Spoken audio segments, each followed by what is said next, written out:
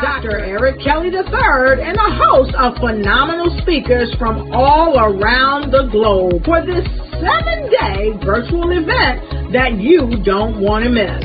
The mission of the Black Business Expo is to raise scholarship money from kids all the way from high school all the way from college. The Black Business Olympics is one of the largest Black business showcases in the world. It is an opportunity for businesses and companies to showcase their businesses globally. We are going to be giving away laptops up to $5,000 away to students. Again, I'm Olivia Appleberry, the founder of 2 Cents Finance and one of the speakers for the expo. I am so excited to see you there. For more info, go to www.blackbusinessexpousa.com or call 919-308-9090 and hope to see you there. I am Black Business. From the moment I wake until the time I sleep. Yes, I am Black Business. I am Black Business. Tell me, are you Black Business? I am Black Business. Do you support Black businesses? Listen, I support Black business because I am Black Business. Black Business Expo, one of the largest business showcases in the history of Black business in the world. The world! Sign up today at www.blackbusinessexpousa.com or call 919-308-9090. I am Black Business. I am Black Business. From the moment I wake until the time I sleep, I am Black Business. I am Black Business. Are you Black Business? I am Black Business. Do you support Black businesses? I support Black business because I am Black Business. Black Business Expo, one of the largest business showcases in the history of Black America in North Carolina. Join Dr. Eric Kelly III and a host of phenomenal speakers from all around the globe for this 7-day virtual event that you don't want to miss. The mission of the Black Business Expo is to raise scholarship money from kids all the way from high school all the way from college. The Black Business Olympics is one of the largest Black business showcases in the world. It is an opportunity for businesses and companies to showcase their businesses globally. We are going to be giving away laptops up to $5,000 away to students. Again, I'm Olivia Appleberry, the founder of 2 Cents Finance and one of the speakers for the expo. I am so excited to see you there. For more info, go to www.blackbusinessexpousa.com or call 919-308-9090 and hope to see you there. I am Black Business. From the moment I wake until the time I sleep. Yes, I am Black Business. I am Black Business. Tell me, are you Black Business? I am Black Business. Do you support Black businesses? Listen, I support Black business because I am Black Business. Black Business Expo, one of the largest business showcases in the history of Black business in the world.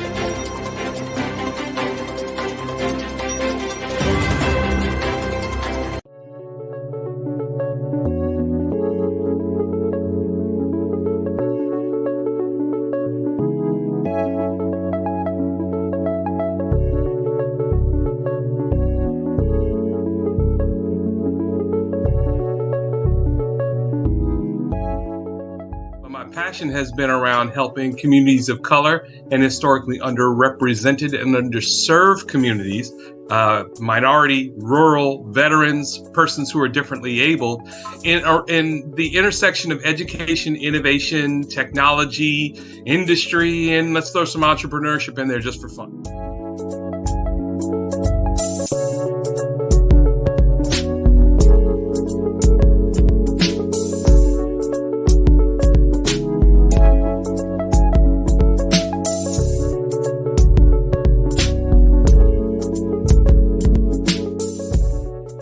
I want to see more around innovation, incubators, accelerators. I love the idea of going from innovation to commercialization.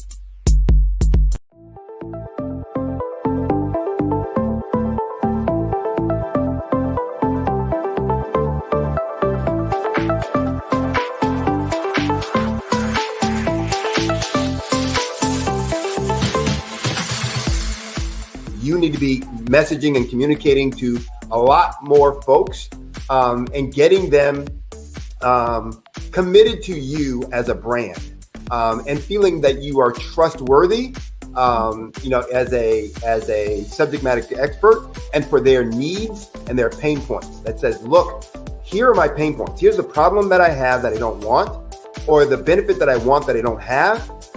And Grant and Sydney understand that and are giving me information to be able to assist, in my eliminating those pain points.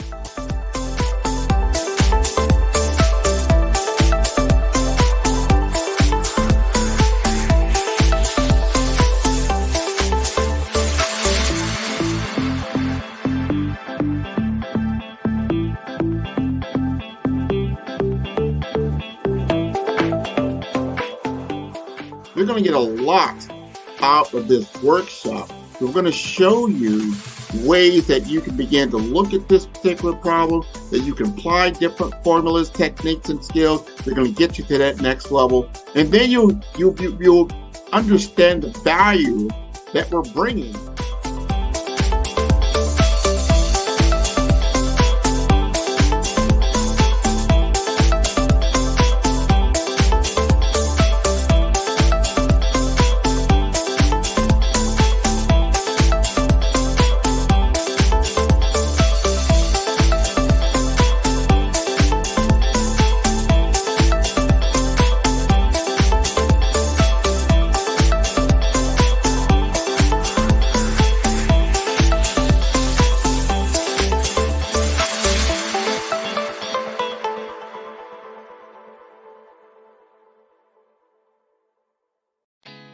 Did you know women represent just 3% of Fortune 500 CEOs and less than 15% of corporate executives at top companies worldwide? Have you wondered what the secrets are to getting into the top ranks, whether in the private or public sector? Do you want to figure out how to stop being held back in your career or passed over for promotion? Then you're in the right place. Hi, I'm Dr. Madeline Ann Lewis, President and CEO of the Executive Women's Success Institute. I have decades of experience in the military, the federal government, and corporate America, and my mission is to help women succeed and tap into their full potential. I want to reach 1 million+ women around the world to become the leaders they are meant to be. So if you want to move into a management or executive level position, or maybe you are a female veteran transitioning out of the military into business entrepreneurship, then reach out to the Executive Women's Success Institute at 301-693-3284. Let us get you on the fast track to success.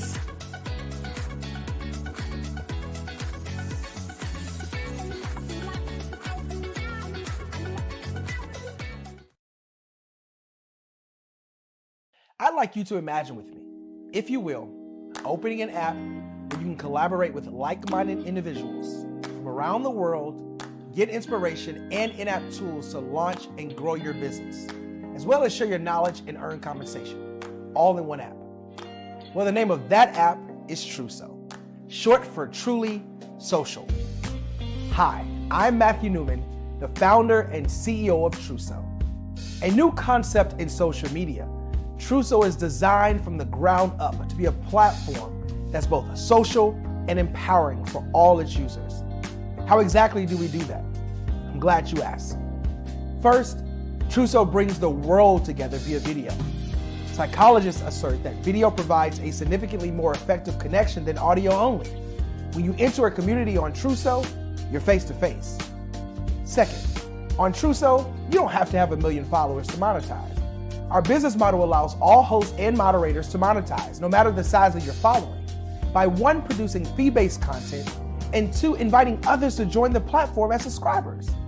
Even more, Truso has an in-app resource library with over 100 free resources, forms, and documents to help you build your brand and grow your business. Third, Truso is inclusive. The deaf and hard of hearing communities make up 360 million people worldwide. Unlike audio-only apps, Truso embraces this community, providing a networking platform that allows them to participate via video and closed captioning. We even have a deaf and hard of hearing foundation in the works as well. Fourth, Truso is both social and safe. We refer to Truso as a virtual extension of the beauty shop, barbershop, and brainchild of the community. A place where there's laughter, along with wisdom, growth-oriented conversation, and genuine connections in a safe space.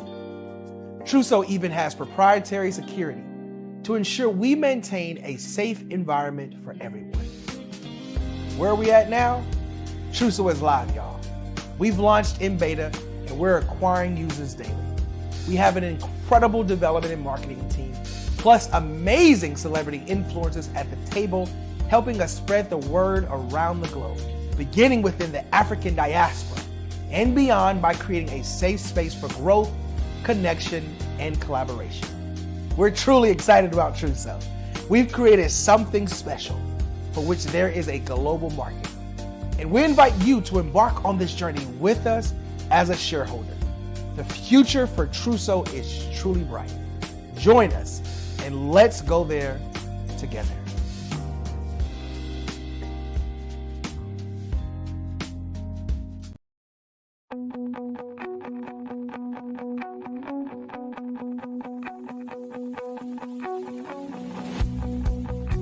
I am Black Business. From the moment I wake until the time I sleep. Yes, I am Black Business. I am Black Business. Tell me, are you Black Business? I am Black Business. Do you support Black businesses? Listen, I support Black business because I am Black Business. Black Business Expo, one of the largest business showcases in the history of Black business in the world. The world! Sign up today at www.blackbusinessexpousa.com or call 919-308-9090. I am Black Business.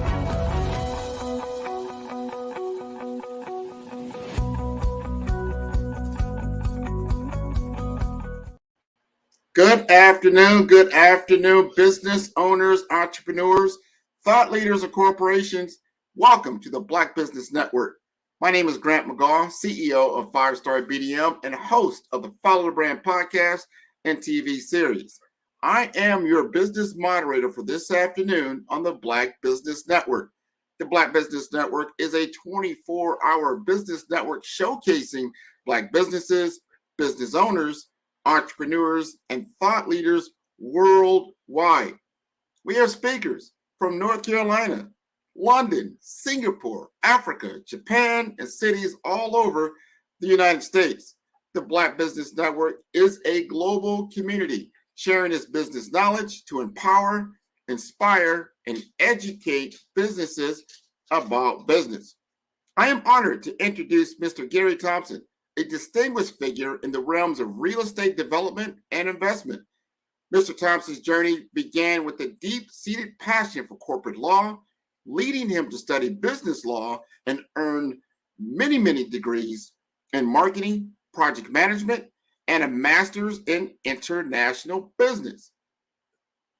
He has also attended Cambridge University, Rice University, and the American University of Peace Studies with a career spanning over 15 years in real estate investment. Mr. Thompson is a visionary founder of Global Capital Incorporated, a company dedicated to offering services in corporate and personal debt and wealth management, with future ambitions in asset management and private equity investments. Mr. Thompson is a fervent believer in the power of small businesses, particularly those in innovative technology, agro-processing, and digital communication to drive economic transformation. An accomplished author, Mr. Thompson has penned several influential books, including Billionaire Codes, Your Destiny is to Prosper, and his latest work, 10X Branding and Marketing Blueprint, Business Success Ecosystems. Please join me in welcoming Mr. Gary Thompson, a true pioneer in shaping the business landscape of real estate and private equity investments. All right, thanks for that warm introduction, Grant. It's always a pleasure being on this platform, and thanks again for that warm introduction. Oh, no problem. Thanks for all that you do. This is a happy holiday season. Thank you for taking the time to join us on the Black Business Network. Genius is coming, and I'll see you on the other side. All right, thanks again, and I want to say happy holiday to all the fans of the Black Business Network and the leadership behind the Black Business Network. Today, I want to focus on a number of important issues. But as we look at those issues, the issues fall on the concept that we call habits. Have you ever asked yourself, what is the face of habits?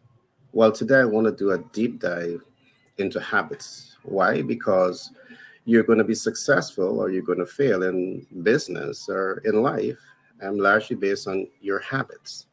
So since habits is so important, why not let us take some time to really understand the importance of habits? Now, one of the questions I really want to ask you is, what does the face of habits look like?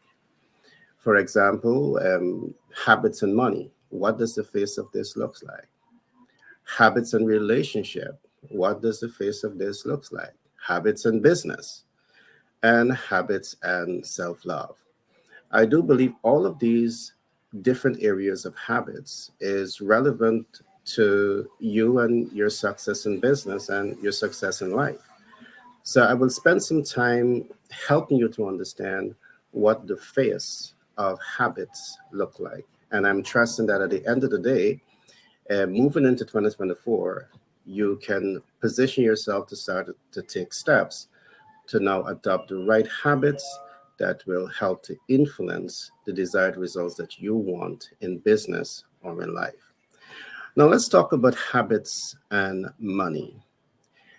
One of the examples that I would want to share, the face of money when we are talking about the habits surrounding money would begin by you asking yourself, how much do you know about money?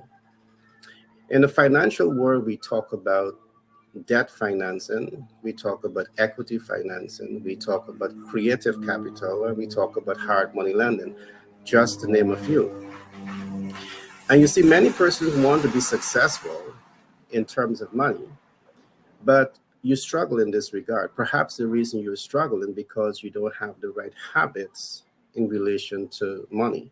So it's important for you to take the time to learn the ecosystem of finance. And part of that ecosystem of finance is understanding what is debt, equity, credit, creative finance, and hard money lending.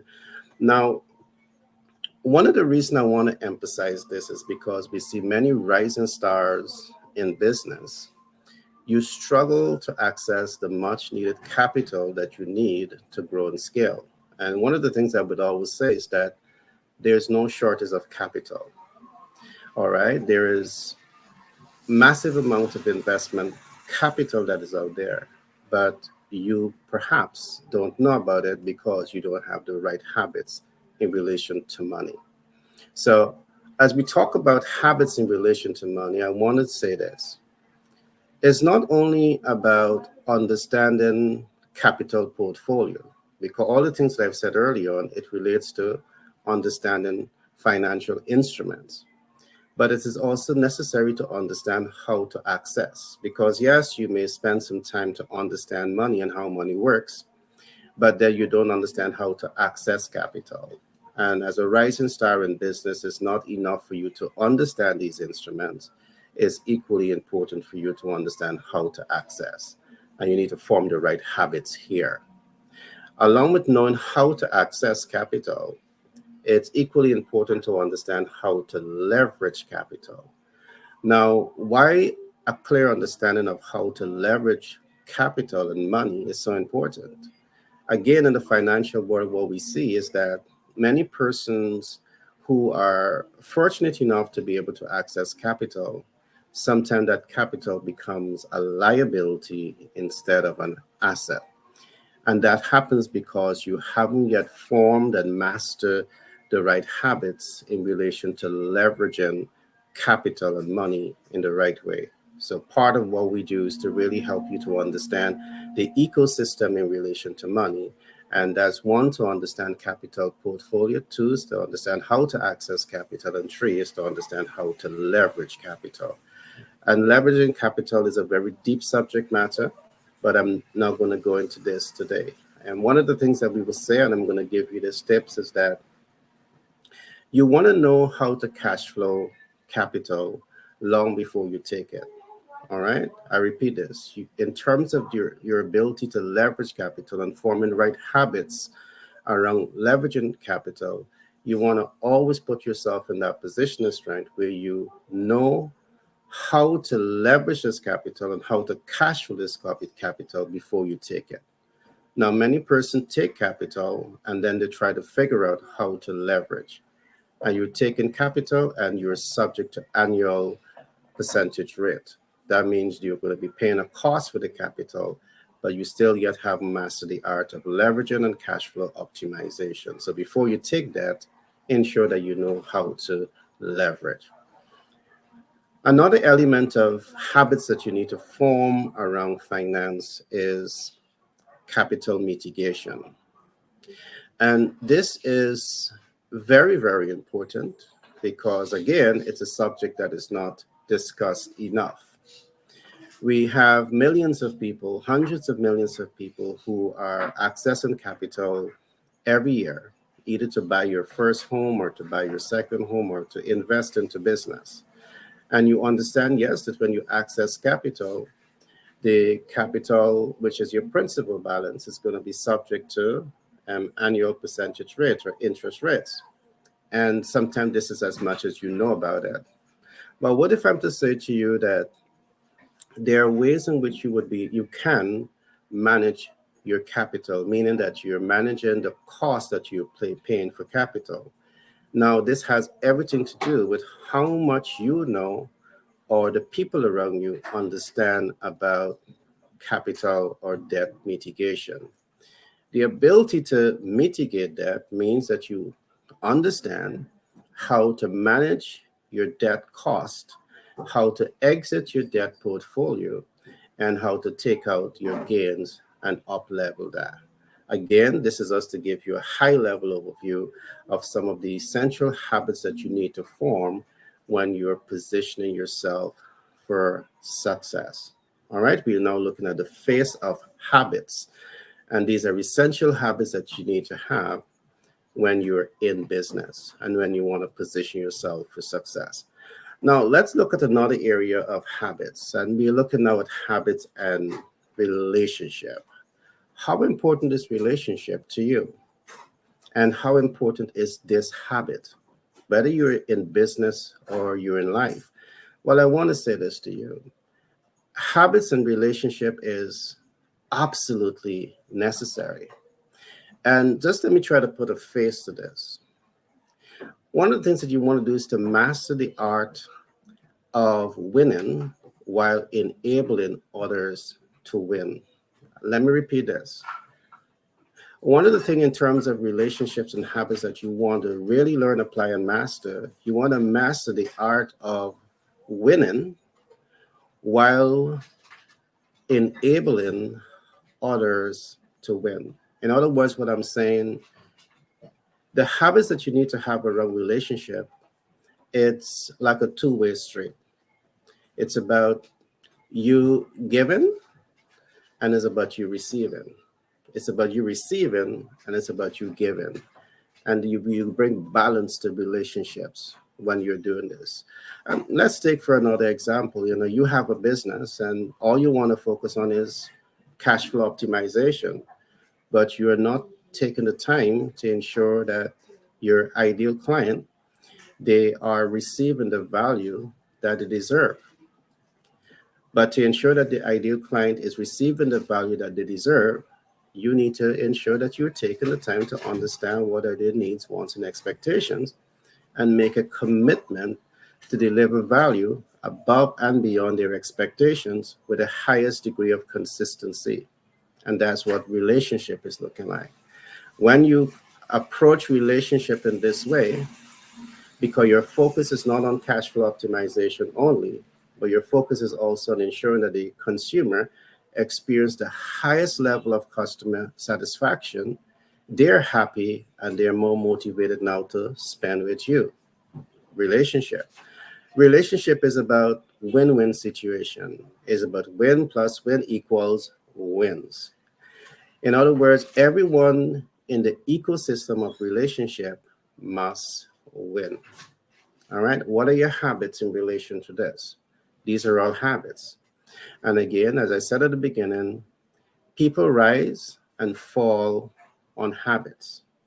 People rise, businesses rise and fall based on their leadership habits.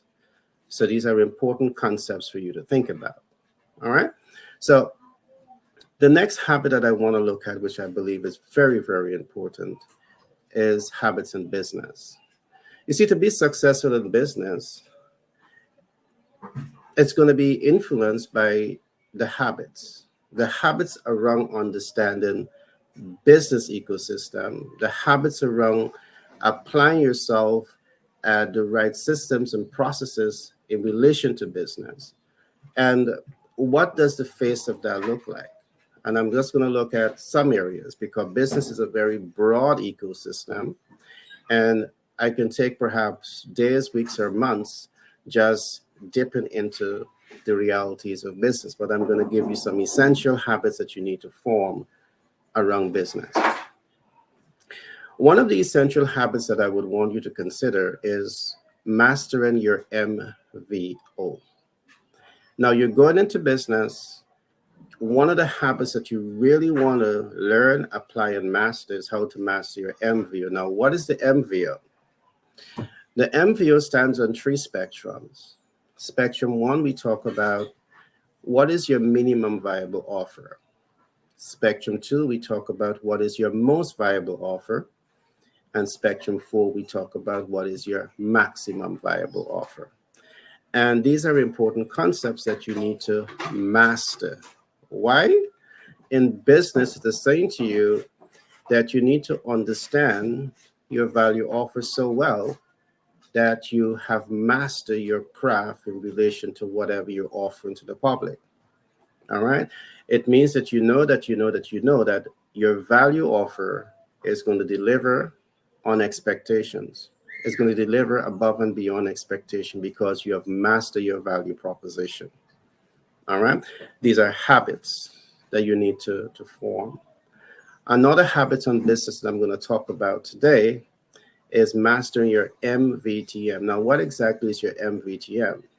In this case, we are saying you need to master your minimum viable target market, master your most viable target market or your maximum viable target market. Now, let me explain this just a little bit.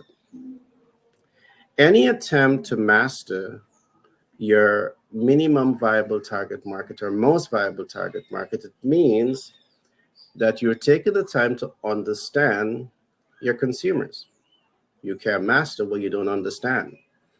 And if you want to be successful, you need to form the right habits around understanding your consumers, understanding their needs and their wants and their pain points, understanding their motivators.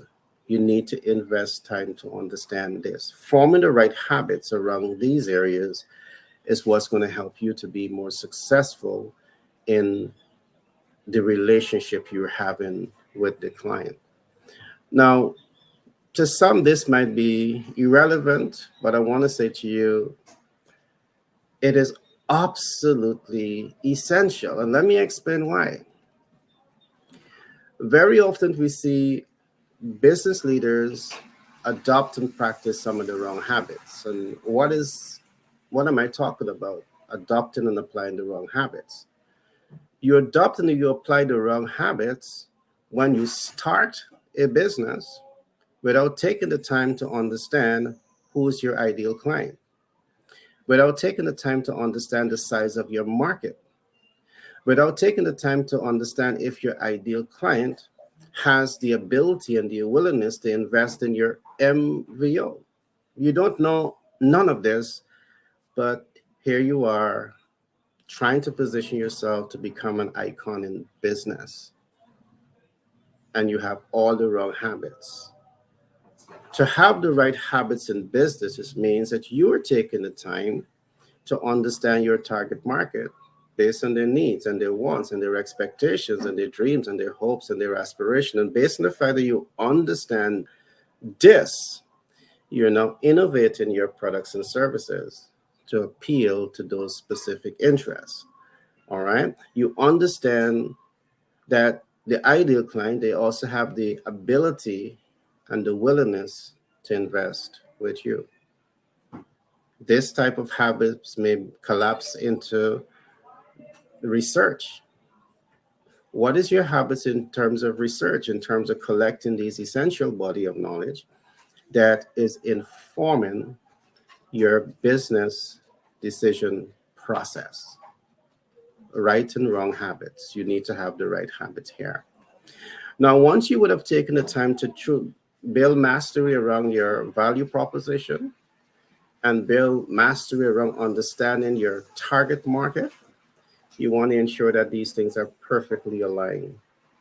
Because I've seen this. One, I've seen very strong brands enter the market, but largely because the brands are not aligned to the ideal client, a lot of energies are wasted in the marketing and advertising process.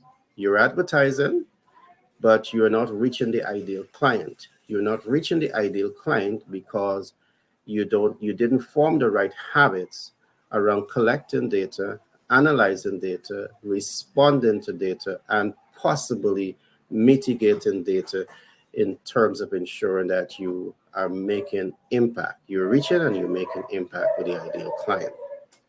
Important concepts, important habits for you to form in terms of growing and scaling your business successfully. So when we look at the alignment is saying that you're pausing for a bit and you're studying your value offer against your ideal client, and you're ensuring that they're matching.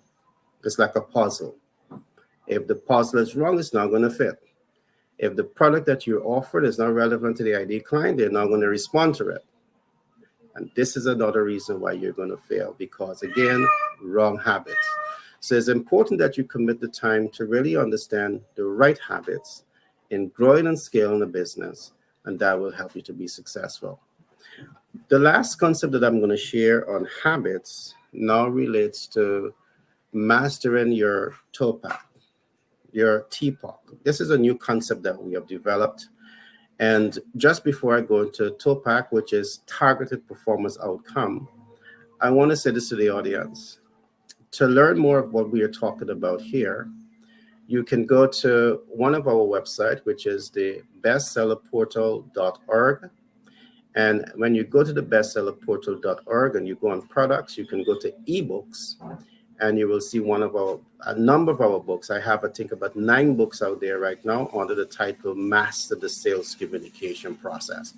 So you have one book titled Master the Sales Communication Process, but you have 9 volumes of that book. Now, let me get into habits around TOPOC, targeted performance outcome. As you position yourself to become an icon, to become your superstar in business, you want to be certain that you have clear, targeted performance outcome. And targeted performance outcome, again, stands on 4 spectrums. And I'm going to briefly look at them today. If you want to know more, I encourage you to go get the books. One of your targeted performance outcome, and this is what you must ask yourself: how do I want to impact my team? All right, how do I want to impact my team? What habits do you have here? You might want to say, why do I want to impact my team? Well, if you have a business, it's not about me, myself, and I, it's about a team effort. And if you have a demotivated workforce because you haven't developed an impact strategy with your team, guess what's going to happen? Your vision is going to be undermined. So what are the habits looking like in terms of impacting your team? All right. The one that you're most familiar with is, how do you impact your target market? Targeted performance outcome, you must be asking yourself all of this. How am I going to impact my target market? Habits here also. All right. Habits can make you and your business. Habits can break you and your business. What is your habits in terms of impacting the ideal client? And you can't impact what you don't know. You need to spend time to understand that.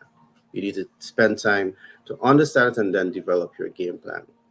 All right, there are 2 other areas of impact, and let me quickly just hint on them.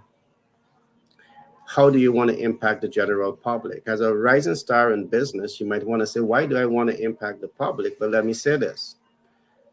The public can be one of your biggest cheerleaders, whether or not they're consuming your products or not. They can hear so much about what you're doing. They can trust so much in what you're doing that they now begin to refer others to your area of business. So you have a lot of influential public figures that are now referring others to your business because you have an impact strategy for them. The other way of looking at this, you can build out relationship with celebrity personalities who are giving you celebrity endorsement. What are your habits here? We're talking here about growing, your business habits around business. And there's a number of habits that you need to position your business and your brand for success. The last area of impact that I'm going to look at here is what we call habits and your cash flow optimization. So as we look at the TOPAC, how do you want to impact the business cash flow? How do you want to impact the business sustainability? Now, this is a deep one, and this goes into financial analysis. And I'm just going to be brief here again.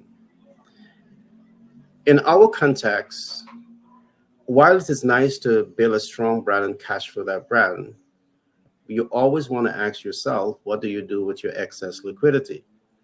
Do you have it sit in a 0.1% interest-bearing account and say hip, hip, hooray? Or does it make sense, financial sense, to be able to identify income-producing assets, safe income-producing assets that can help your excess liquidity to make money, money, and money? Now, what are your habits around this? Now, if you don't understand finance, and you may not be the specialist in mastering the right habits here, my advice to you is to ensure that you have the right financial experts around you that can really help you to understand how to up-level money. Why? Because those are the people who have years of practice. They have built the right habits around capital leverage. And perhaps you need them in your arsenal to really help you to build a strong, sustainable business, and brand. So these are just some of the habits that we are going to cover today, which I believe is essential. Now, the next habit I want to talk about is habits and self-love. And why self-love is important. I mean, I know this from experience. Being a rising star in business and being a star in business is a lot of hard work. And sometimes going after your dream, chasing after the dream, by default, for the majority of people, it requires you to indulge in self-neglect. You're so focused on, maximizing and optimizing your corporate vision that very often you just don't focus on your well-being. And that is neglect. That is neglect because you now don't have the right habits around self-love. And it is something that I want to talk about a little bit on this platform, because you need to pause a bit and recognize the importance of honoring you, recognize the importance of nurturing you, recognize the importance of, finding time for you. It's good for your mental health and physical health and all of that. Now, let's just go into this a little bit, just a little bit more, because I want to put a face to what habits and self-love is all about. In our context, one of the things that you want to develop here in terms of habits is to master your sense of self and self-awareness. And why is this important? And just let me explain this just a little bit. I could recall many years ago, I wrote a book titled Self-Application Mastery. And the key focus of that book was really to help people to understand how to apply themselves to achieve the highest degree of success. Yes, it's hard work. But long before the hard work begins, it's important to recognize that people never rise above their sense of self. And I repeat this. You may never rise or grow beyond your sense of self. If you're thinking in lack and limitation and doubts and fear, is going to reflect based on the level of success that you attain in business and you attain in life. All right. Because you're dealing with some challenges here. Perhaps you still have the right habits. You haven't learned and apply and master the right habits in relation to who you are. So this is why we talk about mastering your sense of self and self-awareness. You cannot grow beyond your sense of self. As I talk about mastering your sense of self, I mean, this for me is such a profound subject, because you can train people to become, understand management and understand leadership and understand marketing and understand a range of different things. But guess what? If that individual or group of individuals are struggling with self because they don't have a true sense of self, they're not fully self-aware, that inability to understand the essence of self is going to prevent them from fully applying the concepts that you're sharing with them. And this is a matter for HR management, because very often you find that HR, you provide the textbook and you train based on the textbook. And if the textbook is not taken into consideration, some of these essential gaps, is going to undermine how human performs within the organization. It's going to undermine how the organization itself optimizes its success, because you need human resource at this particular time still. Yes, we have AI, but a large part of what's being done in the industry today is dependent on the human resources. So what we're saying is important to really help the individual to form the right habits so they can master their sense of self and their sense of awareness. All right. This is much deep, because this will move you now into a concept that we call the self-image theory, which look at the ideal self, looking glass self, self-image, and the real self. Again, I'm not going to go into this today. It can take some time to do the deep dive, but I really want you to understand some of the essential habits that you need to start forming when you want to position yourself for greatness in business or in life. As we talk about self-love, I also want to look at another concept here that we call master your sense of purpose and self-management. This is very deep because you may have a sense of self, but still that self hasn't been developed enough for you to flow in purpose. And one of the things that I always say, when we give ourselves in service and lose ourselves in service, it is one of the fastest ways to find purpose and self-fulfillment in life. And this is something that you need to do. Master your sense of purpose. All right? You find that in service. Find something that you truly love and enjoy and is excited about, and give service in those areas. All right? It may have a dollar value to it. All right? But just do it. And we talk now about self-management. Very often, many persons get into what we call the blame game. When you learn how to manage yourself, you learn to take responsibility for your actions and your inactions. I repeat, to step back and step away from the blame game, it's about your habits. And one of the habits you want to do is to learn how to master yourself in business or in life. All right, it is essential. And when you learn this concept, these concepts and these principles, it allows you to take better control over the management of your life and the level of success that you achieve, because you take ownership for your actions and your inactions. The last concept that I'm going to look at here in terms of habits and self-love, I'm going to look at mastering your sense of direction and empathy. And what exactly is mastering your sense of direction and empathy? What is this all about? What does this habit looks like? Very often, many persons live life and you go through life. Many persons starts a business and you allow that business to go into a free fall. All right. Why I say a free fall? Because very often it's like a runaway train. You set clear goals of what you want to accomplish, but guess what? You set goals. This is your financial targets that you've set for yourself.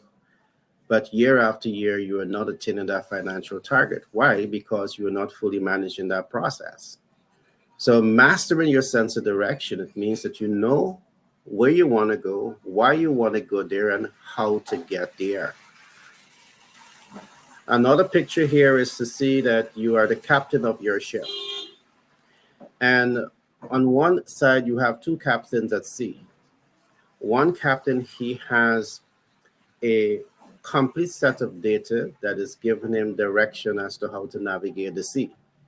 So he can move from one location to the next location in safety and comfort and happiness and joy and excitement, because he have the data to guide him there, to navigate that process.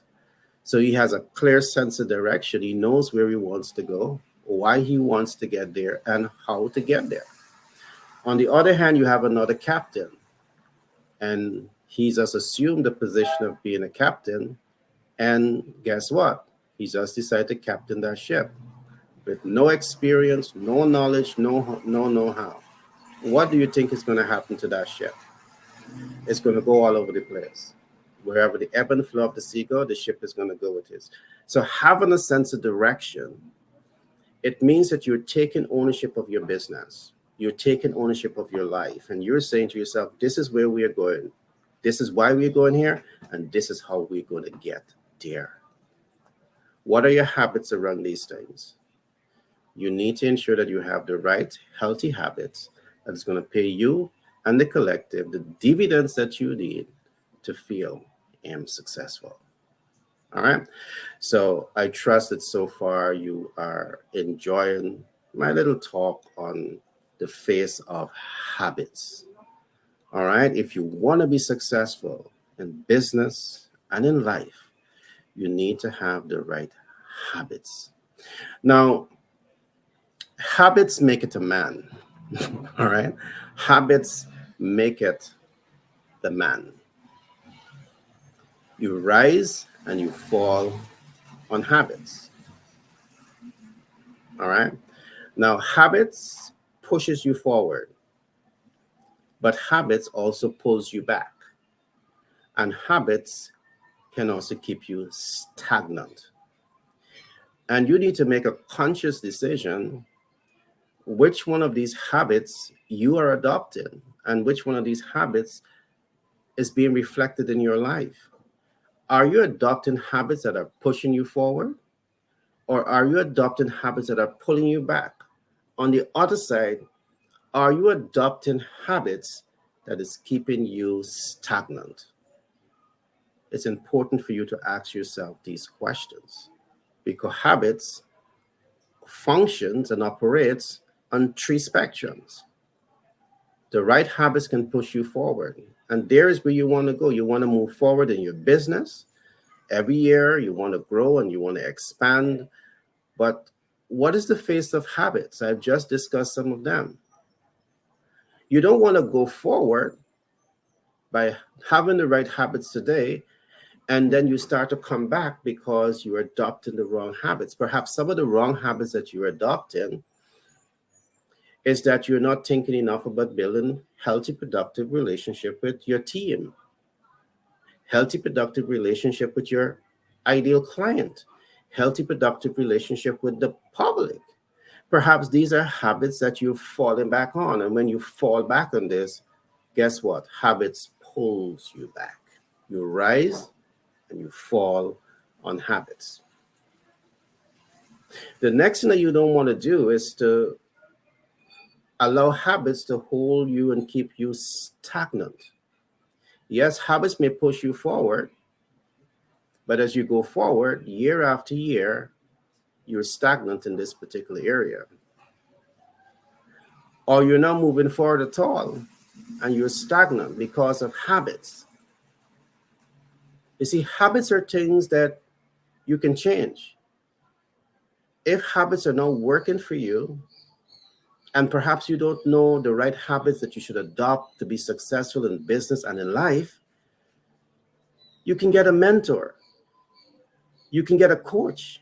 And I'm going to talk about that shortly just now. It's important to invest the time, to invest talent, and to invest resources to learn, apply, and master the right habits. I'm going to repeat this. It is necessary and important to invest time, talent, and resources to learn, apply, and master the right habits. Habits can push you forward. Habits can pull you back. Habits can keep you stagnant. So when you invest time, talent, and resources to learn, apply, and master the right habits, you're going to be pushed forward and propelled forward most of the time. And that's what you want. All right, that's what you want. To become master at adopting, applying, mastering the right habits, you need to form right habits around collecting data. You need to form right habits around analyzing data. You need to form right habits around applying data. And you need to form the right habits around mitigating data. I know, yes, a lot of what I'm saying sounds like a whole lot of work to do, but I'm going to say this to you. Success is not easy. I'm going to give you a gateway. If you don't know it, surround yourself with some of the smartest people and ensure that they know it, because when you have the smart people around you, it's not about you seeing the whole mountain that you have to climb or the entire building that you have to build, but you see yourself as part of the ecosystem of that building process. Bring smart people around you so you can focus on the 80% and they can focus on the 80%. It's called delegation. So I know that a lot of what I'm saying here may sound like a whole lot, but if you want to be successful in business and in life, sometimes you have to go through that pain. They say no pain, no gain. Some people want to gain, but they don't want the pain, and it don't happen like that. You have to go through the growth pain, and at the end of that growth pain, guess what? You have the gain. What are your habits here? All right. What are your habits? Now, success leaves clues. And to apply the things I talked about just now is where you're going to find some of the clues. So, and let me just expand on this just a little bit. Success leave clues. And this is some of the things that I want you to do. Take the time to study successful people. Take the time to study successful people. And as you take the time to study successful people, guess what? Successful people, they have so much clues to share with you. All right. So I can see that my time is up. And I want to say this has been fun. And back to control of Grant. Great to have you back. No, thank you. That was wonderful. No pain, no gain. I want everybody to take that away. That's just part of the journey to success. This has been wonderful. Before we let you go, tell us again exactly how to contact you, Gary. All right. What I want people to do is to go to our website. We have a one website that's titled the bestseller portal, bestsellerportal.org. Just go to that website and you can navigate the books. You can make contact with us through our membership page, and we would love to hear from you. Awesome. Awesome. Well, happy holidays to you and your family. Genius is coming, and I'll see you on the other side. Same to you, and you're my friends. All the best for the holiday. Thank you. All right. That was wonderful, wonderful, wonderful. This expo is a fundraiser for students, and you may go to blackbusinessexpousa.com to donate to the scholarship fund or use the cash app that's on the screen below, and that's $BBXUSA. Our goal is to give laptops and up to $5,000 to 10 students. Students can register online at www.blackbusinessexpousa.com. Every dollar counts, so we want to remind you to donate to the scholarship fund. We want to thank our Black Business Expo USA sponsors for December 2023. NC100, Moody Capital Partners, Suede Soul, Lotus Richey Coaching and Training, The Hello LLC, Carolina, Virginia Minority Supplier Development Council, Staff Management, 5-Star BDM Media, BHS and Associates, Margie McLean Foundation Incorporated, Genius is Common, Earth Essentials, Milani Shiny Global, Executive Women's Success Institute, The Quality Coaching Company, Superwoman Business Services, Creative Force Studios, Lee Entertainment, Artistic App Design, Black Business Expo USA. Genius is coming, and I'll see you on the other side.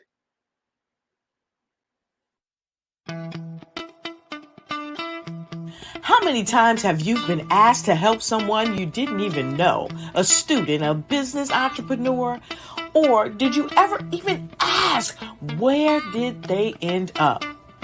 That business, that friend, that entrepreneur. Well, just maybe they ended up in a gang, bankrupt, homeless, or worse, dead. Maybe they turned to crime, drugs, and alcohol. Did you ever wonder? Did you destroy their dream, or was your life always so easy? At the Black Business Olympics, we started a movement to help students complete. Give them hope and foster success. Help them to leave their dreams of providing laptops, computers, and up to $5,000 in scholarship funds. Today, we ask you to help a student, a business owner, or an entrepreneur to realize their dream by sponsoring them, supporting them, and buying from them. Consider this. With $1.6 trillion in our Black community, we only ask for a small donation for our students, our businesses, and our entrepreneurs. And you can change a life today. So I ask you, what are you going to do? Sit on the sideline and watch our students in high school be leaders, miss out on their dream from lack of resources? Or are you going to donate to the movement and change their future and yours as well? Give us a call today at 919-308-9090. Change their life by investing with action to the Black Business Olympic Fund. The Black Business Olympics, one of the largest business showcases of Black business in the history of the world.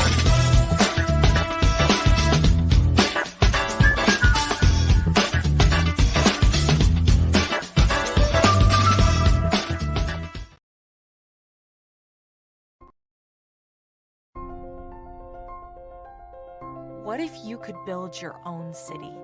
A place where every child can find nurturing people to help them achieve their full potential. A place where every adult can access job training support, where health education is abundant, where social justice ruled the land. A place without limitations. Welcome. You have arrived at STEM City USA. It is what every city should be. A safe and trusted community where you find people and resources to help you become everything you are and beyond. STEM City is unlike anything you have ever experienced. It is a digital twin of the world around you, only better. STEM City is about energy and soul renewal. It is more than a digital world. You can almost feel the power of live cultural events, music, and theater.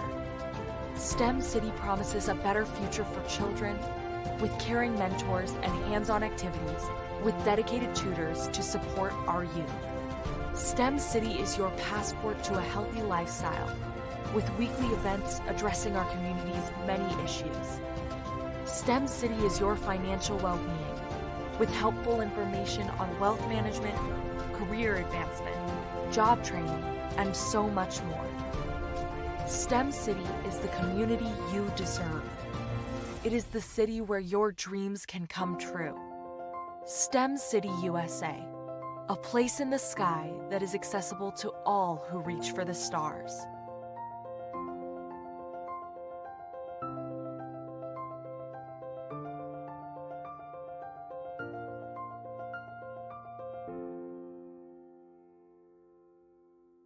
Five-Star BDM, Brand Development Masters, is a professional consulting and advisory group keenly focused on business development services for the small to mid-sized business and entrepreneurs. Although every business is unique, they often share business development challenges that can be addressed through smart branding. Services include process improvement and operations, digital strategy and transformation, business intelligence, digital marketing, and personal branding. Our business and personal branding company has helped a number of professionals and organizations to optimize and grow. This results in more business, more opportunities, better reach, positive outcomes. Visit www.fivestarbdm.com today to learn more. Hello there. My name is Grace Hemingway. I am 9 years old. Most people know me as an AAU National Karate Gold and Silver medalist and a USA NKF 5-time gold medalist.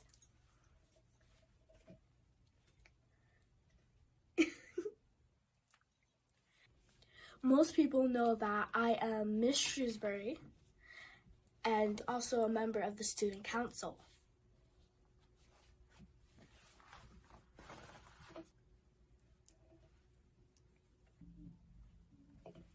And they also know me as the best-selling author of the book, I Am Dynamite and I Am Becoming. They also know me for my coloring book, I Am Dynamite and I Am Becoming.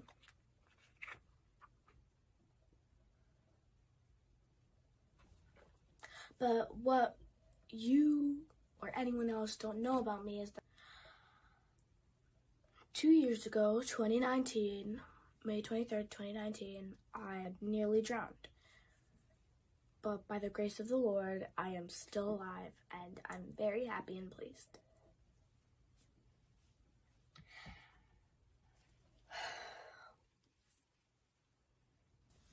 Something else that happened is that I used to get bullied a lot, and it wasn't fun at all. No one likes to get bullied. It's not fun. But something that you can do if you do get bullied is tell an adult or your parents. And always stay calm and always believe in yourself, because you don't know how many opportunities are coming your way. Genius is coming.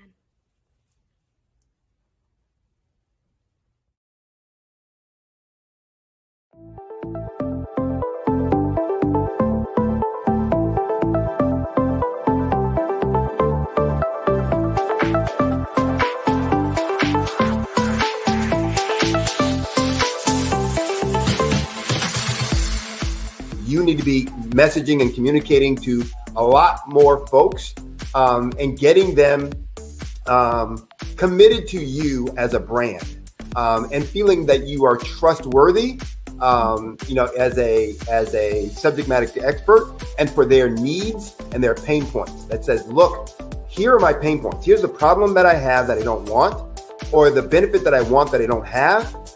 And Grant and Sydney understand that and are giving me information to be able to assist, in my eliminating those pain points.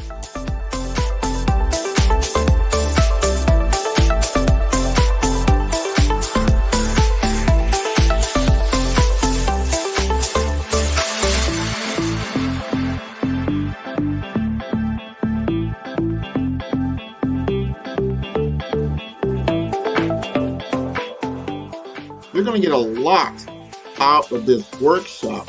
We're going to show you ways that you can begin to look at this particular problem, that you can apply different formulas, techniques, and skills. They're going to get you to that next level. And then you'll understand the value that we're bringing.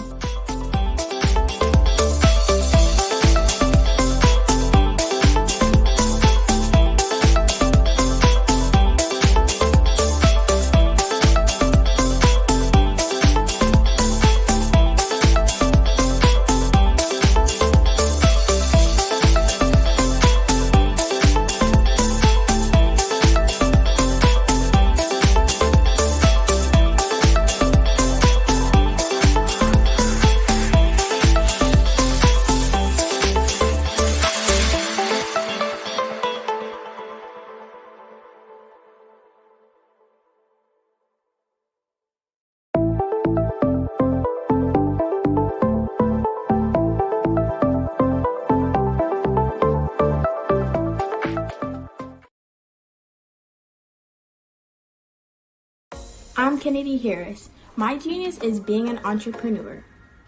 I'm the CEO of K-Lock, a company where I develop my very own line of kids supplements. I currently market my multivitamin for kids to help combat weak immunity. During the pandemic, research has shown that having a strong immune system is key to fighting off disease. My vitamins are for kids, but adults can benefit from them as well. I'm adding a proprietary blend to my supplement line. I want to create my own blend so that I have a competitive edge in the marketplace. Staying healthy is important to me so that we live longer and have healthier lives. My website is klockproducts.com. That is K-L-O-C-K. Genius is common.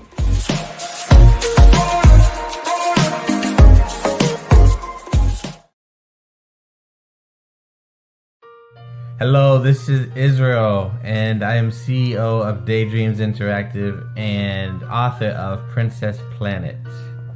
So, genius is common, and as a kid, I love to daydream. Even as an adult, I love to daydream. And when my daughter became 6 and loved princess characters, but we just could not find the diversity that showed her, we created our own characters.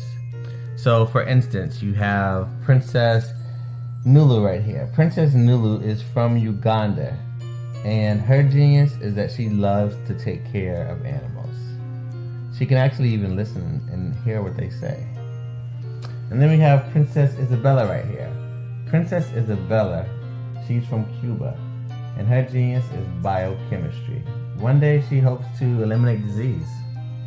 Then we have Princess Nia right here, and Princess Nia is based off of my daughter, and she wants to be the greatest dancer alive. So that's her genius. So what's your genius? My genius is my imagination. Genius is common.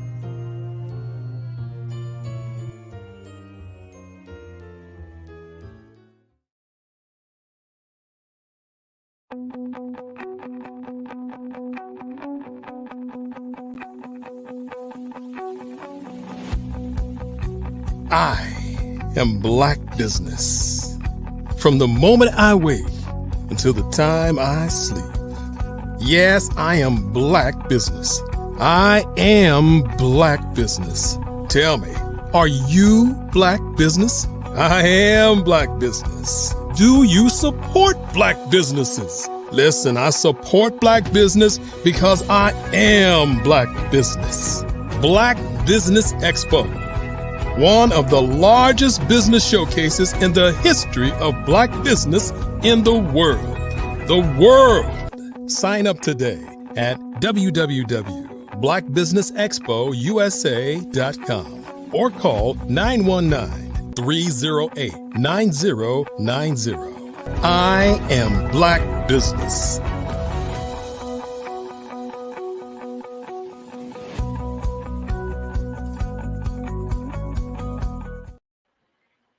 Good afternoon and happy holidays to everybody. I want to say that from the bottom of my heart to you and your family. So business owners, entrepreneurs, thought leaders, and corporations, I want to welcome all of you to the Black Business Network. My name is Grant McGaw, CEO of the 5-Star BDM and host of the Follow Brand podcast and TV series. And I am your business moderator for this afternoon on the Black Business Network. The Black Business Network is a 24-hour business network showcasing Black businesses, business owners, entrepreneurs, and thought leaders worldwide. We have speakers from North Carolina, London, Singapore, Africa, Japan, and cities all over the United States. The Black Business Network is a global community sharing its business knowledge to empower, inspire, and educate businesses about business. It is my privilege to introduce Felicia Ward, a luminary in the world of marketing communications and a strategic force among Fortune 100 circles. As a member of Fortune BLK and the esteemed board president of HR4U Incorporated, Ms. Ward has not only etched her name in the corporate world, but has also as an Amazon best-selling author with her insightful book on how to break the glass ceiling and keep it nice.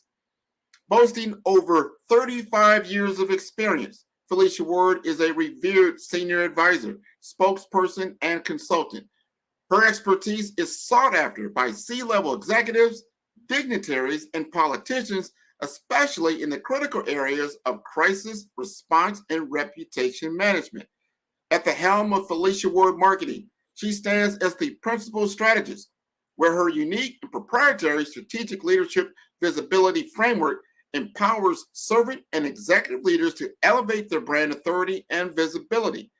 Ms. Ward's approach to leadership is transformative and inclusive, focusing on personal branding, thought leadership content, and engagement with industry and media leaders. Her mission is to cultivate a landscape of servant leadership that stands out in a sea of similarity, truly lifting leaders out of the sea of shame. Please join me in welcoming the exceptional Felicia Ward, a visionary strategist reshaping the narrative of leadership and marketing communications.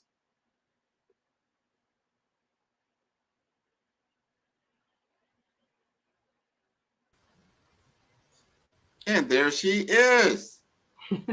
Hi, Grant. How are you? I am fine. How are you? I'm well. I'm so impressed with your credentials and what you've been able to accomplish in your career. This is wonderful. Oh, thank you. I'm honored to be here today. Great. We're good. We're ready to hear you tell us and educate us and enlighten us in this holiday season. Genius is coming, and I'll see you on the other side. Thank you. So I wanted to talk to everyone today of why thought leadership is now a business imperative. Thought leadership is a highly effective marketing strategy when used properly that can help build your brand, your credibility, your authority, and then eventually profitability within your company. Did you know that thought leadership has actually helped generate $2.7 million annually and businesses that utilize and implement a thought leadership strategy or campaign? So it's that important. It also helps with your investors, with recruiters for your company and your business. It helps position your business so you can address various challenges. You can talk about new products and services that you have coming up, and you can talk about your value proposition as a thought leader. So those are just some of the basics as to why you should have and implement a thought leadership strategy. Now, what does it take to be a thought leader? Well, first, you have to have some expertise. You have to have some skill sets, and you have to be able to provide an industry niche. There has to be something that you do that's better than everyone else. Look and evaluate a problem from beginning to end that you might have been doing for 10 years that you come across within your business or within your field of study all of the time. The number one go-to reason that people come to you, that would be the topic that should be your niche as a thought leader. And then you want to stay abreast of that topic, always knowing what's going on within best practices, what's happening within trends, and what's happening with industry regulation. So having that expertise, you bring that value. The second thing that a thought leader has is they provide insights. People pay for insights because they want to know your opinion on things.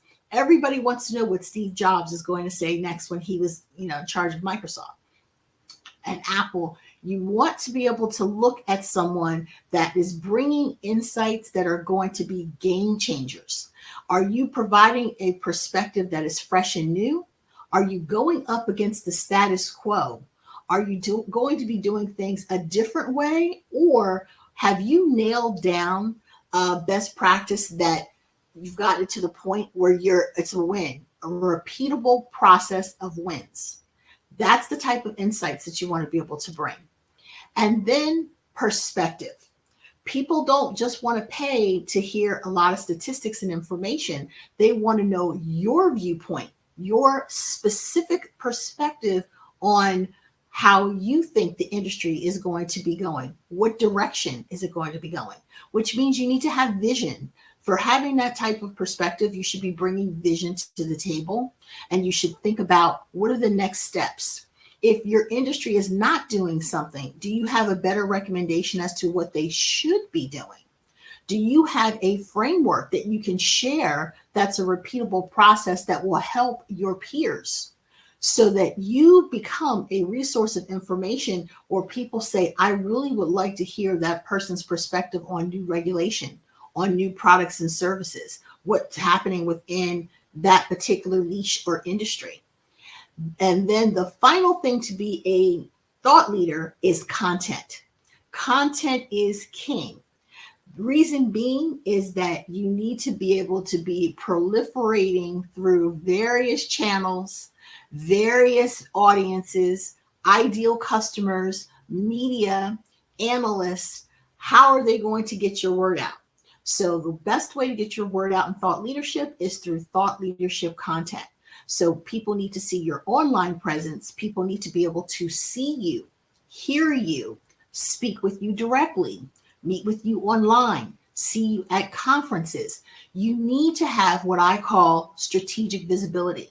In my firm, I implement a strategic visibility framework, and I'll share that with you.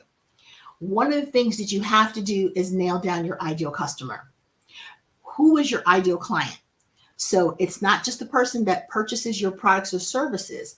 I'm talking about stakeholders. Who has invested in your company? Who might be interested in investing in your company? What people regulate your business? Who are the people who comment the most? The analysts. So you're looking at your ideal customer that you contact and communicate with on a regular basis. So once you define who all those audiences are, now you're going to determine what type of content each one of them needs. So someone who is really engaged in your industry, they're okay with hearing lots of jargon, but the general public, not so much. So you want to take a look at your ideal customer. Then you want to look at peer engagement. Who are your peers in your industry? Are they your coworkers? They're your bosses, your other stakeholders. You have people that are invested in the industry and are already experts in the industry. Well, you want to get their respect. So how do you get their respect and how do you get their attention? You have to engage with your peer group on a regular basis. Thought leadership is about consistency and also giving the appearance of omnipresence, meaning that you don't have to be on 110 different platforms, but you should choose probably 4 very good platforms that most people will see. Then after you've looked at your peer group, then you want to start looking at what are your external impacts to your industry. So that's your community, your local community, your national community, unions, people that are involved in your industry that will have one-to-many. So when you're looking at that as a thought leader, how are you going to address them?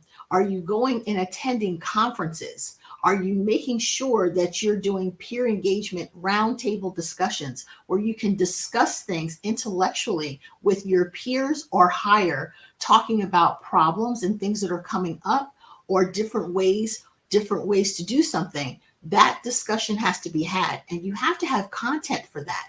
You have to let people know you're going to be participating. You have to have discussions that you want to have, talking points that you want to have. And then you have industry publications that you need to be in. You need to be visible. As I said, strategic visibility. What publications are your stakeholders reading? Where are your customers? Where are they? Where are your employees? Where are your investors? Where are your potential strategic partners? Collaborations. You find out where those people are, and then you have to decide what type of content and what is going to be your primary focus and speaking with them. What are going to be the goals and the objectives? And when you look at those goals and objectives, you're able to determine what kind of messaging you want to provide as part of your thought leadership. And most importantly, you want to make sure that your thought leadership is in direct alignment with your business. The purpose, if you work for a business or a corporation, the purpose of you being a thought leader is to help propel and underscore and help elevate the brand value of your company. So you selected to work for that company for a reason. Talk about why that particular company is the company that you selected. Why are the two of you in great alignment? Why are the employees at your business speak on behalf of why you think that they're great? What do they do? What is the social proof that you're able to provide for all of these different things that you say? As a thought leader, you're going to have to know your numbers. You're going to have to know numbers about your brand, numbers about your employees, numbers about the unions that you represent, the communities in that which you serve. You're also going to have to know what your weaknesses are. So in addition to the SWOT that you normally would conduct as a marketer, it's even more imperative as a thought leader to talk about what are the holes, what are the challenges that you face within your company, what are the challenges that you face as a thought leader and a person who's leading a business. So you have to talk about yourself on a personal level, the challenges that you face. That will help you humanize your brand, your personal brand, the business brand, and your thought leadership. When you take all those things into account, you find that you actually are thinking about what your next steps are going to be within your business model. How are you going to handle specific problems? I'll give you an example. If you've been a company who on front facing, you have all type of awards that are on your website of things that you do well and how you work great as a team and how you're so inclusive. But when people take snapshots and pictures of your business, you have less than 10% of people that work there are people of color. How are you going to handle that diversity issue? So if you were here before the diversity issue, you have to take ownership. So as a thought leader, you're going to have to do a mea culpa from time to time and say, you know what, we handle things incorrectly, but after greater assessment and being open to different discussions and engagement with your stakeholders, you're going to come and devise a new plan of action. That is very important as a thought leader, to be able to course correct publicly, not always privately. It's because you have to be able to show that you are human and that you're agile and you're ready to make a change when a change is actually needed. It's part of being a leader. So if people don't do well on your team, you're ultimately taking the hit and taking responsibility and accountability. Taking accountability is a big part of being a thought leader. The other part of being a thought leader, when we talk about your content, you have to wonder, sometimes haven't you ever discovered someone that you never really knew about in thought leadership? You might have been on YouTube and you start seeing some content and you start watching video after video of a person. Then you might be reading a book and all of a sudden there's a book about that person. Then you turn on the television and the person is being a guest on that show. I call that the rabbit hole syndrome. It is very strategically done by people who are communications consultants like myself and Grant, who plan out how people are going to discover you. So your discoverability has to be very high to be a thought leader. And what you have to create is what I call the rabbit hole syndrome, that the average person has to have, statistics show, 7 hours of content in order to be a thought leader. So people, if they discover you, that you need to have a variety of content that is branded content, so that you might be on YouTube, you might have a book, you might have a course, you might have merchandising, you might be part of a cause, you might be part of a forum. All these different forms of content should be enough content that I find out more about you, which eventually will make me go back to Google and say, who is this person? And when I Google the person, I'm going to find what? A library of branded content. That is very important as part of the thought leader. So when you see executive leadership and they're standing on their own, they're not standing up there on their own. We have planned exactly how this is going to go down, exactly who is going to see what content and when. And depending on who you are as part of our ideal clients, that you might see different content than a soccer mom. A soccer mom might see different content than an aspiring CEO. An aspiring CEO might see different content than someone that works in the compliance department. But all of the content is all related to helping elevate the brand, the positioning, the authority, the credibility, and the trust of your stakeholders. So when you think about thought leadership, you have to look at your individual profile. Who are you as a person?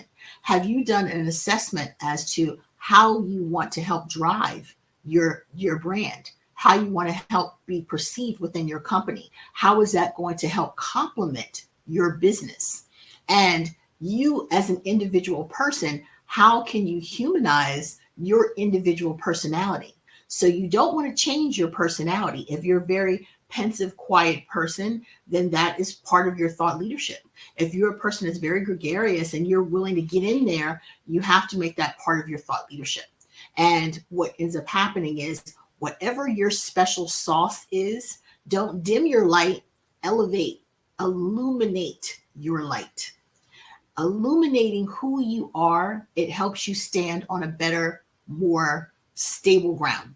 Because people who are going to help write for you, create for you, they're not going to be doing it for you. You want to be a thought leader where your content is created with you in mind. It is a joint collaboration. it is one of the most important collaborations that you will actually go into.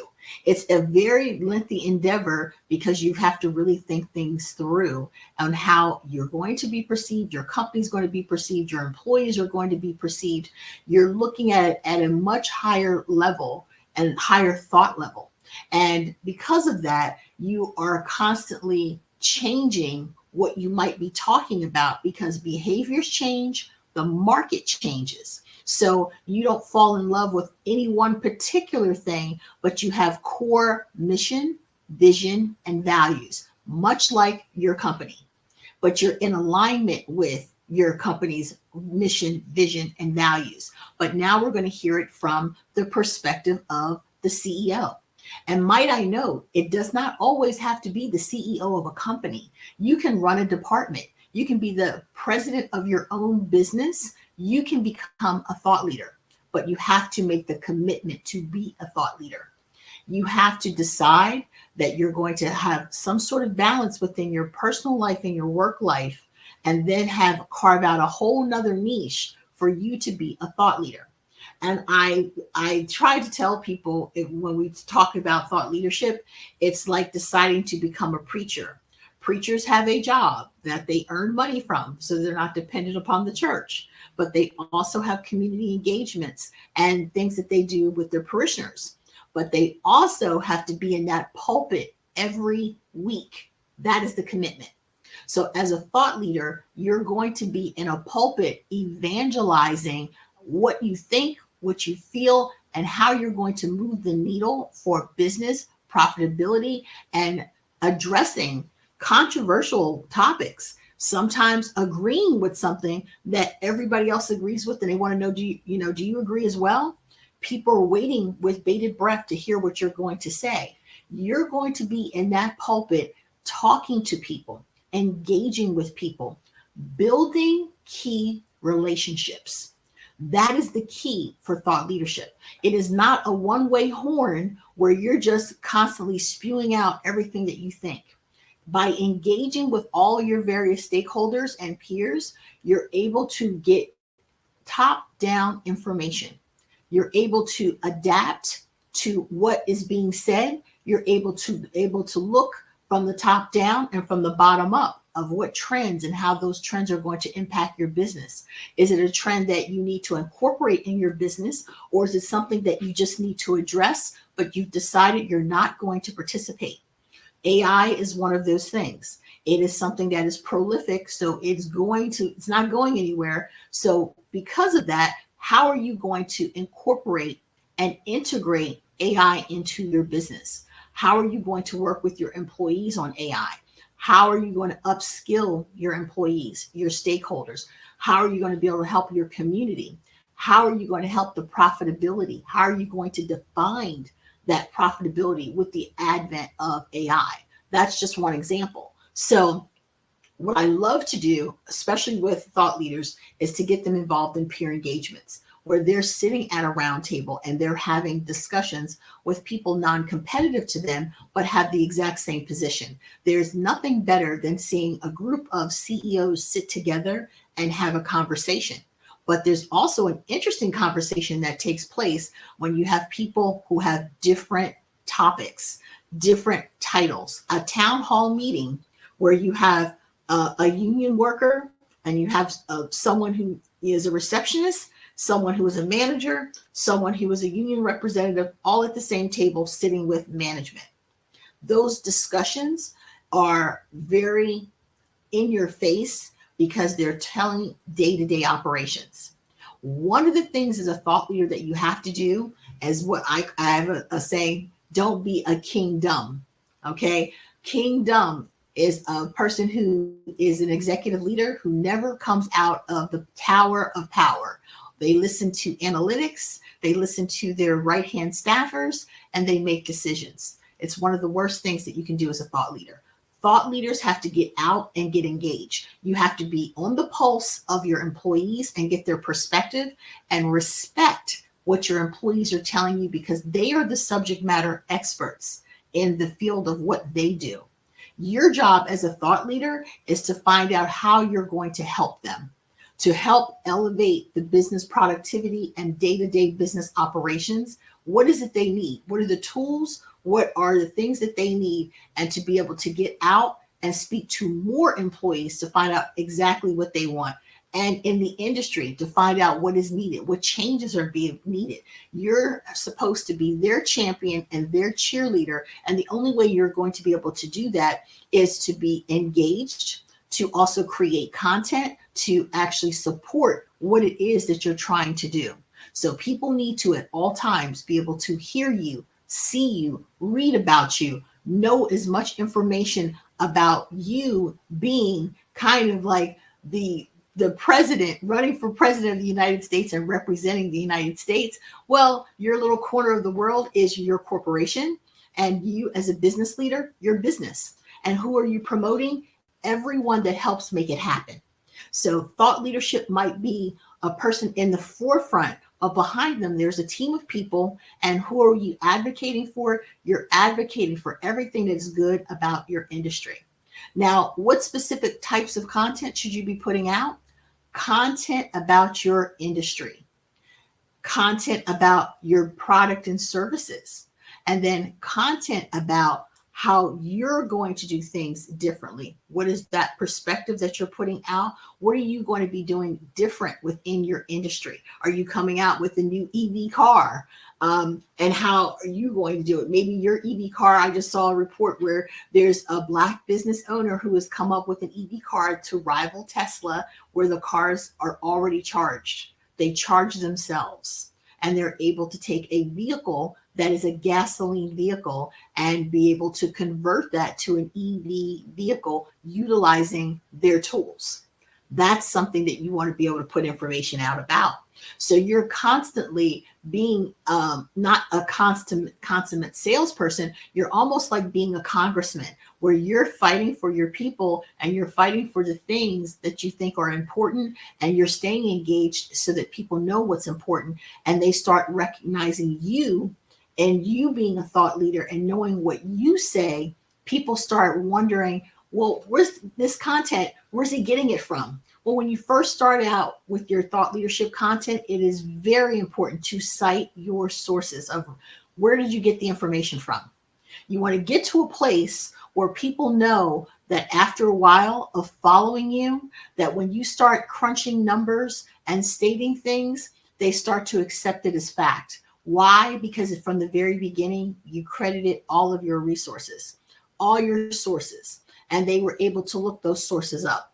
And after you have gained a certain amount of credibility, and that credibility comes from building trust within the audiences that you're engaged with, after a while, you no longer have to cite the sources because you get known as the person who always brings data-driven information. So citing your sources, having it available, being transparent, and doing as much research as you possibly can on the topics that you cover so that you're aware of the situational awareness of your industry. You know your niche better than anybody else, but as you become to grow in your thought leadership, you start talking about things that are near your niche, around your niche, so that you can speak to, better about your industry as a whole. And your individual niche within your industry is your core, but you start to learn from other people that you're engaging with that there are other things coming down the pike.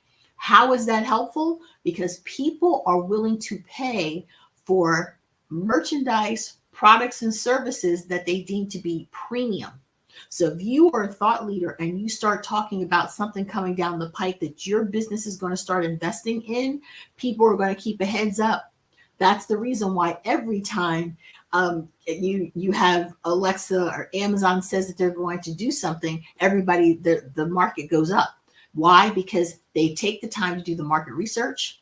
They take the time to learn the marketplace, to learn the industry, to learn compliance. And what do they always do? Try to figure out a way to do something better in that industry. So they look at industries that are underperforming and they constantly think about how can we make that industry better? Is that something that we're capable of doing? As a thought leader, that's exactly how you have to think.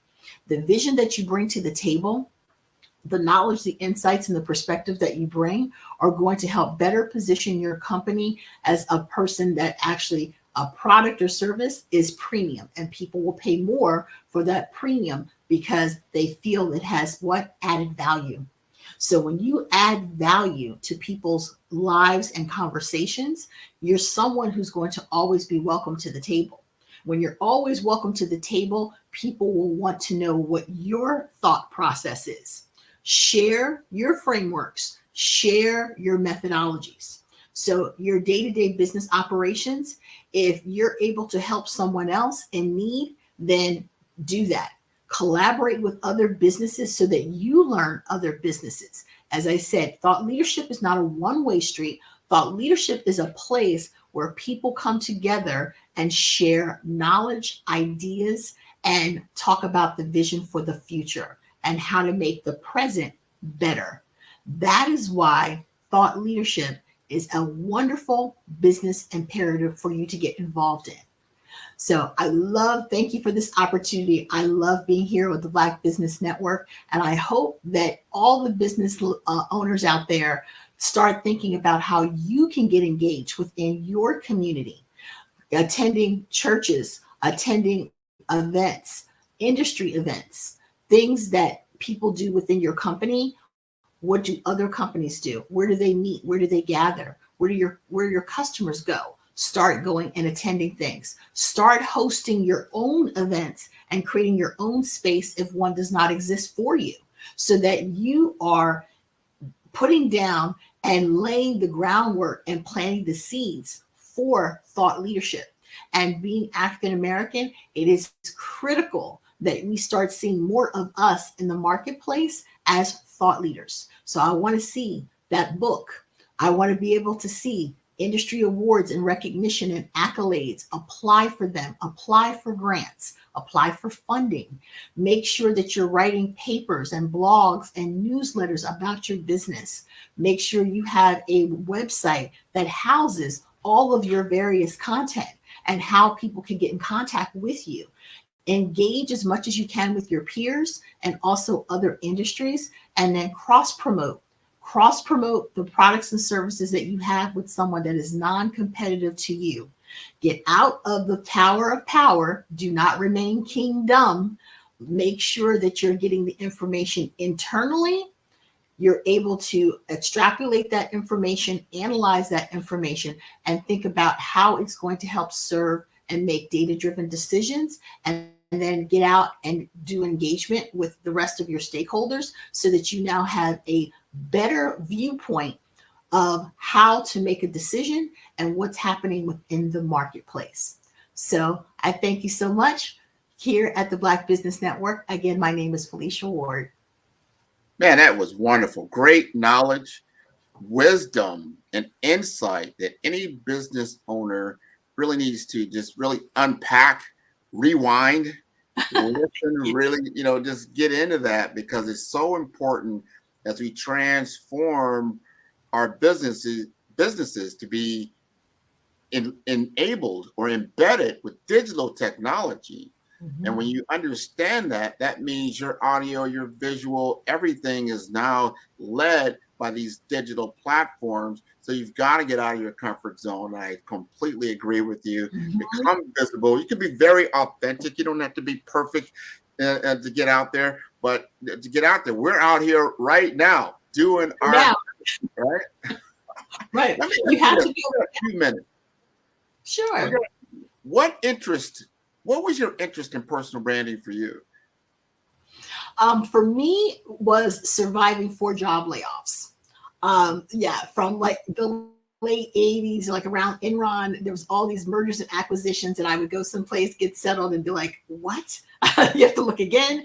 And I kept trying to stay up with the Joneses, or, reinvent yourself, or whatever was hot at the time.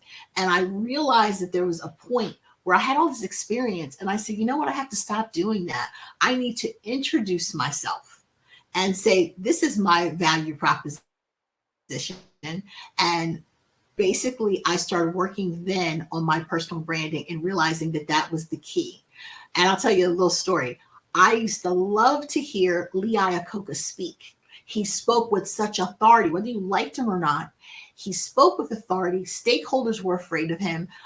He was the E.F. Hutton of his time. And I realized he was the last bastion of the company man. You don't have that anymore. So what I tell my clients is what you have now is if I say, Clive Davis, he was associated with Sony for many years. What's the name of his label now? If I talk about JV and all these other different people that are out there that have businesses, if you're hard pressed to know the name of the business, you more know who Forliano is and all these different people, the spokespeople for all these marketing brands. They have now become the forefront of their personal brand. So everybody knows Gary Vee, but what's the name of Gary Vee's business? Right. Everyone that's on Shark Tank, you know their personal brand, but you can't remember the name of their business because the name of their business doesn't matter. Your knowledge is portable wherever you go. So I tell my clients, if you're into sustainability and you're working at a company that's not quite into sustainability, you're going to probably move on. Before you leave, start talking about sustainability where you are. Take the light of where you are and start making the groundwork to make the change, because then when you go to the next place, you will get asked about sustainability. So people, you don't want to be, what I say all the time, you don't want to be the company man that works for IBM, and you're great in sales. You want to be a consummate sales professional. So when I look at your LinkedIn page, it is a personal sales page all about you being a consummate salesperson. Where you worked, it doesn't matter. Have you been a consummate salesperson and have you delivered? That's what people want to know. So your personal brand is way more important sometimes than the company brand. And you've had people who've been really charismatic come into a corporation and have a great effect, and then they leave, and then they're hard pressed to find someone because they can't replace the charisma of that CEO. So you can't be on the wheelhouse of just trying to find someone who has this great personality. You have to really find someone that's in alignment with your core beliefs and hope that whatever that person's personality is, that they have proven themselves in whatever their niche is. And then you're welcoming that person into the niche, So when you talk about IT and you talk about digital branding, if you're a person who's really good speaking, you got to have a podcast. And as I said, I tell my clients, you might have gotten into the business and thinking you're going to be a restaurateur, but you're going to have a podcast, a newsletter, social media. You're going to have to diversify and get in there because there's so many different platforms, and you're leaving money on the table if you think you're just going to stay in your office, okay, and never speak to people. There's a very competitive marketplace. And what's the first thing, as you said yesterday, what's the first thing people do when you say you have a business? They take up their phone and they Google you. And if you're not on Google, you have no search engine optimization and you have no profiles, people go, wonder what kind of business she has. I've never heard of it. That's on you. You can have a fantastic business, but if no one's ever heard of it, they've never seen it. And you have to remember the platforms are not for you. It's for your potential ideal customer. Correct. So someone that might be older that has the time to read your book, that's what they're going to pick. Someone who's a little bit younger, they're going to go to the gram. Someone, you know what I mean? Someone that likes to dance, they're going to go to TikTok. So you have to have a lot of different content, the rabbit hole effect, 7 hours of content, something like 15 different interactions for people to even know you're in the marketplace, because it's that much more competitive. So then if you add thought leadership onto the top of the personal branding, then you're really rocking and rolling, because they see you, they hear you, and people want to know who's the person behind the business, because there's a lot of businesses out there. The Dirigeon liquor company, I used to work with Absolute. Absolute is not the number one liquor company in the marketplace, but they've positioned themselves that they're number one and they're global and their brand is fantastic and everybody knows who they are. So when you hear another liquor company that owns 65 liquor brands, you're like, never heard of the brand. Right. That was a decision that they've made. You know what I mean? They made a decision not to promote their parent brand, just to promote 65 different brands. And it works because those individual brands are okay. But I think the better play is to have been more like Absolute, where you have this fantastic global brand and people collect your merchandise. And the perception is that you're number one, even when you're not. What you just said, everybody, oh, it's a great quality. It is. But you have to be authentic. It has to be the truth, but you have to lean in on it. And I want our audience to truly understand this one factor. This is a fact, not opinion. Your personal brand, and let's just use LinkedIn as an example. Your personal brand will get 540% more engagement and interaction than your company page. That's just soak that in. 540%. So if you're not out in front of your brand, or if you haven't designated someone to be that spokesperson for your brand, you're leaving 540% of potential is really off the table just because of that one fact. On the table. So, and you know what? And to add to what you said, to underscore that is so true. How many people follow their company, phone company, or their gas company or electric company? So people don't follow business pages because they don't have a personal relationship with those particular companies, even though you have business with them. So it's the same thing on LinkedIn. I have a company page, but I have probably, way more people, 5 or 6, maybe 7,000 people following me on LinkedIn, 10,000 on Instagram. But I go to my company page, people are hard pressed to get 1,000 people to follow you on your company page because it's kind of boring. Like you're just making announcements of what you're doing. But when you're on your personal page, you might talk a little bit about your day or what you just encountered and challenges that you have, and it creates conversation. And that's what the purpose of the content is, to spark conversation. So I wanted to get that out, to stop selling, serve. Stop thinking about selling your product and service all the time. And every time people give me their pitch, they want to tell me all about the products and services. And I'm like, don't do that. Instead, tell me how you can be of service. I say that I do, so that we can start building a relationship. That's why when people DM people and they block them because they're like, I don't know who you are, but I just got sent a 55-page proposal. Like, who is this person? People do business with people. Okay, people do business with people. They don't do business with business. So when you say I work for this great company, I kind of course correct my clients and say, I don't care what company you work for. It matters not today. People want to know more. What does that company stand for? And they're like, well, what do you mean? And I say MCI, Sprint. There's a bunch of companies that no longer exist. So you can't go off of the fact that you work at Johnson & Johnson and you worked at IBM. They were number one back in the day, but tomorrow they could tell you tonight that Walmart closed.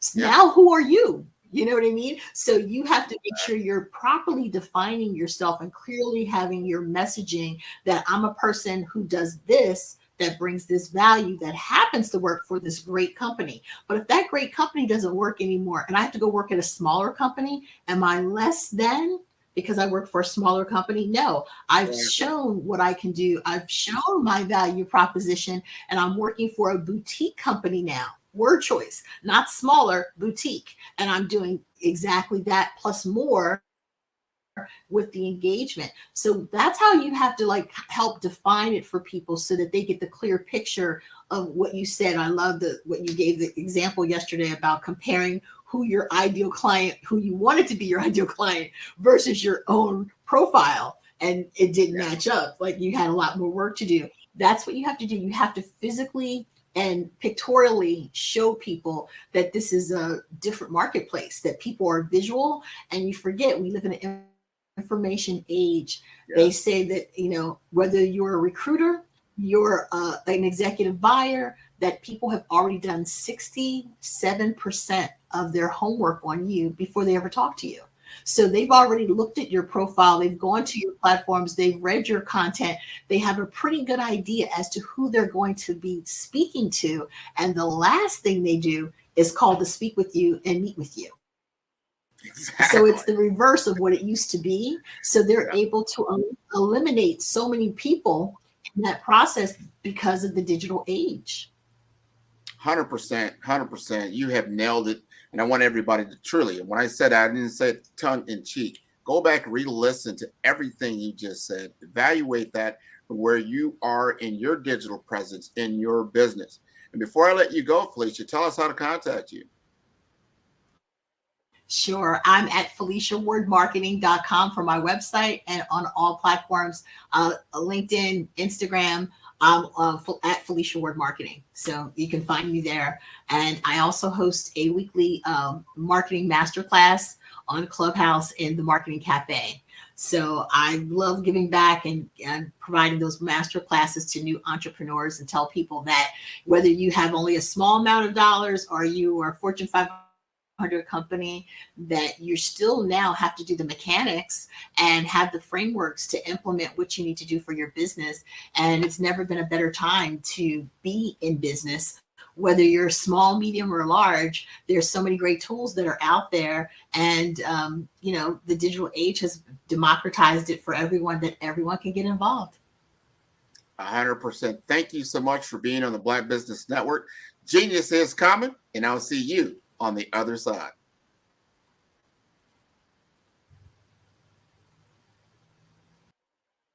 All right, that was wonderful. The Black Business Expo's mission is to raise funds for high school seniors going to college or K-12 entrepreneurs.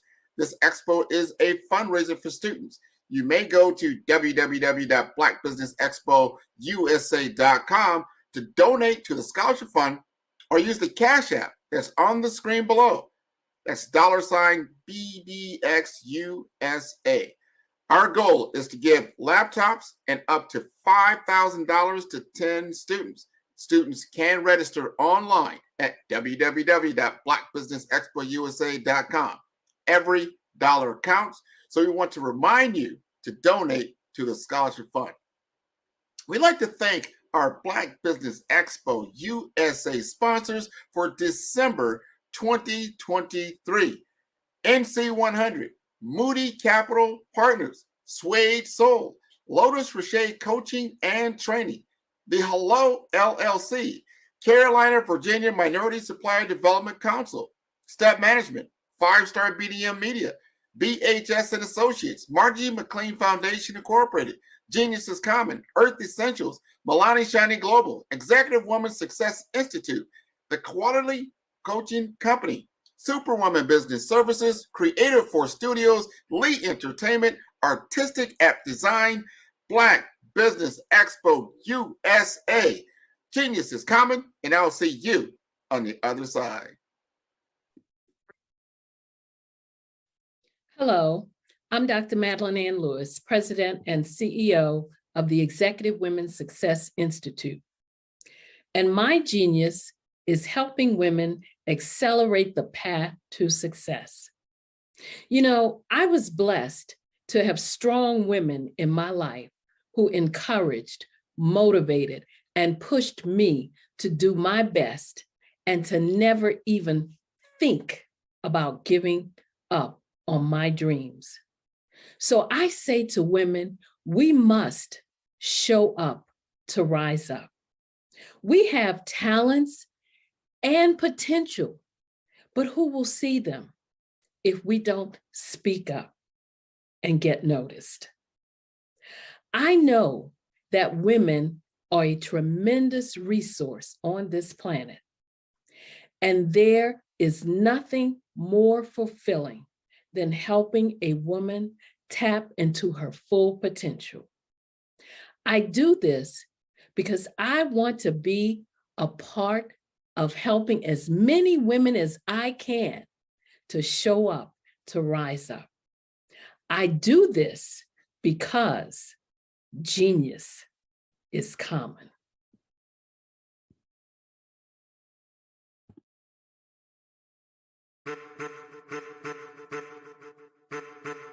I am a child of the Most High God.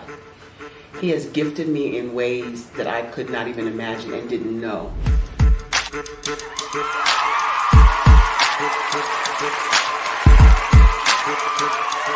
was a time when I didn't know who I was. I listened to other people tell me who I should be, what I should do. I listened to people telling me that I should be a boutique owner, that I should be a construction manager, that I should be a laborer. Have you ever felt like you should do something else, be something else, go somewhere else, be wherever you wanted to be, and you felt like you were in a box? Anybody in the room? And you couldn't get out? Anybody in the room? And you kept trying to go and you couldn't get out? Anybody in the room? But let me tell you, you need to rock the box. Rock the box.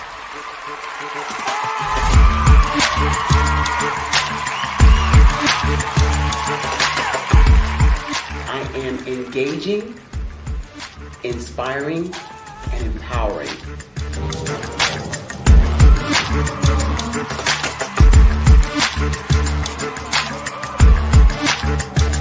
I would give you everything I know. Just by touching you, if I could, by osmosis, give you every single thing I've learned, I've gone through, I know I would. We know that's not possible, but as it is possible, I love to share information with people. Some of you out there, people have told you that you can't be, you can't have, you can't do. But I will tell you, like Kingston said, you can, you must, and you will. If it's to be, it's going to be me. You got to say it. If it's to be, it's going to be. If it's to be, it's going to be. If it's to be, it's going to be.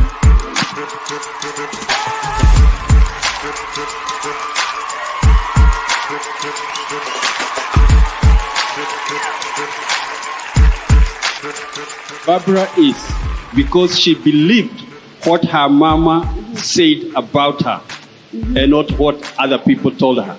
Every day you wake up, when you're in a situation, it's your choice whether it's an advantage or the disadvantage. She gained her confidence and her life, and now she is a testimony.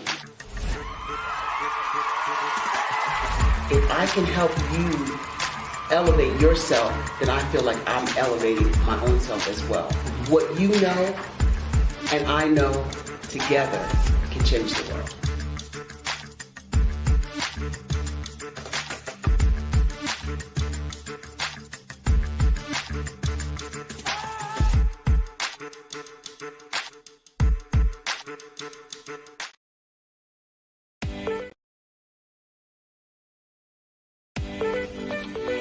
You are in the right place at the right time. The Black Business Network opens again for its Black Business Olympics, a 24/7 broadcast on business, strategies, global branding, social media marketing, finance, advertisement, and much, much more. Featuring the top, most powerful entrepreneurs and speakers and thought leaders from all around the world as they gather together for this phenomenal event. Join the Black Business Network streaming live into the metaverse, STEM City USA, Black Multiverse, Pod TV, Roku, Hulu, iHeartRadio, Apple TV, YouTube, TikTok, Instagram, Google Podcasts, Facebook, LinkedIn, IBM TV, Spotify, and Twitch. Tune in today and be a part of this amazing movement. The Black Business Olympics welcomes you.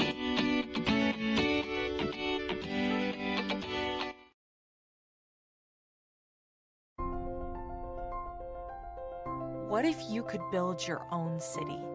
A place where every child can find nurturing people to help them achieve their full potential. A place where every adult can access job training support. Where health education is abundant. Where social justice ruled the land. A place without limitations. Welcome. You have arrived at STEM City USA. It is what every city should be. A safe and trusted community where you find people and resources to help you become everything you are and beyond. STEM City is unlike anything you have ever experienced. It is a digital twin of the world around you, only better. STEM City is about energy and soul renewal. It is more than a digital world. You can almost feel the power of live cultural events, music, and theater. STEM City promises a better future for children with caring mentors and hands-on activities with dedicated tutors to support our youth. STEM City is your passport to a healthy lifestyle with weekly events addressing our community's many issues. STEM City is your financial well-being with helpful information on wealth management, career advancement, job training, and so much more. STEM City is the community you deserve. It is the city where your dreams can come true. STEM City USA, a place in the sky that is accessible to all who reach for the stars.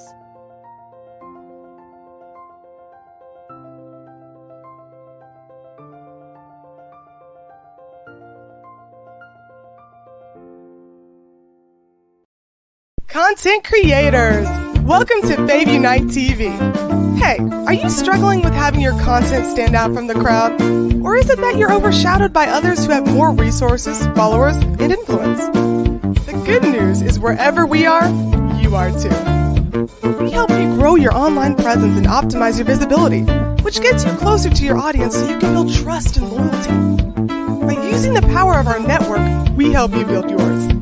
Fave Unite is a powerful tool to connect you with your friends, followers, and fans. And when fans rule, everyone wins. Join us.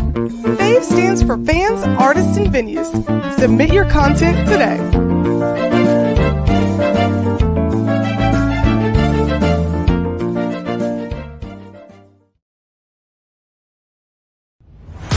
Social media is evolving. It's more vibrant, more colorful, more energetic, and so are you.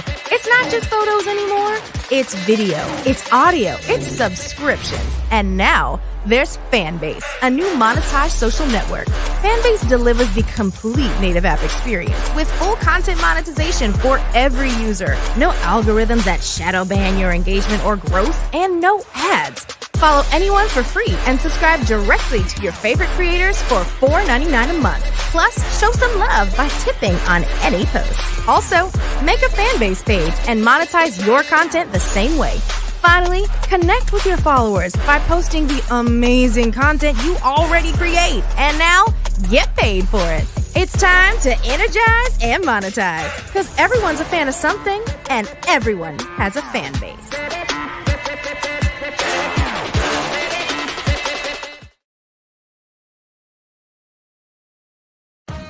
Are you an innovative entrepreneur or business owner ready to embrace the future of business transformation? The world is evolving at an unprecedented pace, and it's crucial to adapt and pivot towards success in this dynamic landscape. At the Hello LLC, we are dedicated to guiding you through this transformative journey, offering a comprehensive suite of services that extend beyond the metaverse and 3D immersive experiences. Our mission is to empower businesses and brands by assisting them in building, branding, systemizing, and automating their operations. We specialize in steering businesses from a two-dimensional existence to a thriving three-dimensional presence, where opportunities abound. We help businesses harness the power of technology to work smarter, not harder, enabling them to operate efficiently and stay ahead of the curve. Our diverse range of services includes: Our Biz in a Box is a complete business solution package designed to jumpstart your entrepreneurial journey. From strategic planning to digital infrastructure, we've got you covered. Your one app, one tap solution.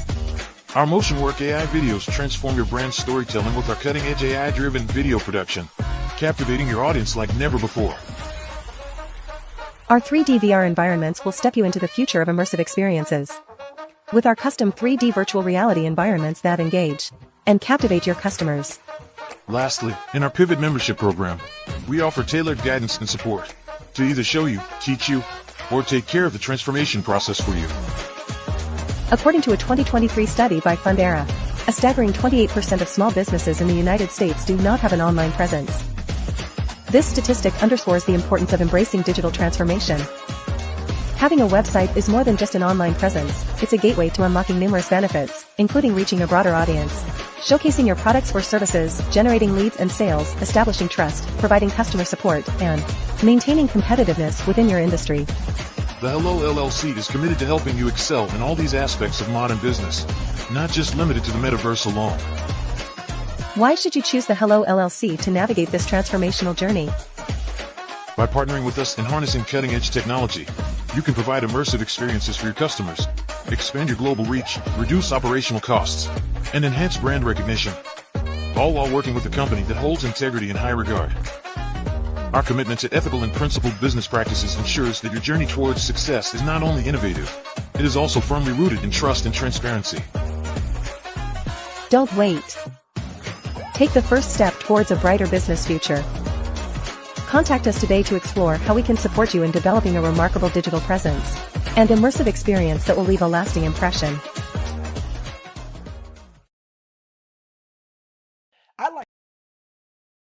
I'd like you to imagine with me, if you will, opening an app where you can collaborate with like-minded individuals from around the world, get inspiration and in-app tools to launch and grow your business, as well as share your knowledge and earn compensation, all in one app. Well, the name of that app is Truso, short for Truly Social. Hi, I'm Matthew Newman, the founder and CEO of Truso. A new concept in social media, Truso is designed from the ground up to be a platform that's both social and empowering for all its users. How exactly do we do that? I'm glad you asked. First, Truso brings the world together via video. Psychologists assert that video provides a significantly more effective connection than audio only. When you enter a community on Truso, you're face-to-face. Second, on Truso, you don't have to have 1 million followers to monetize.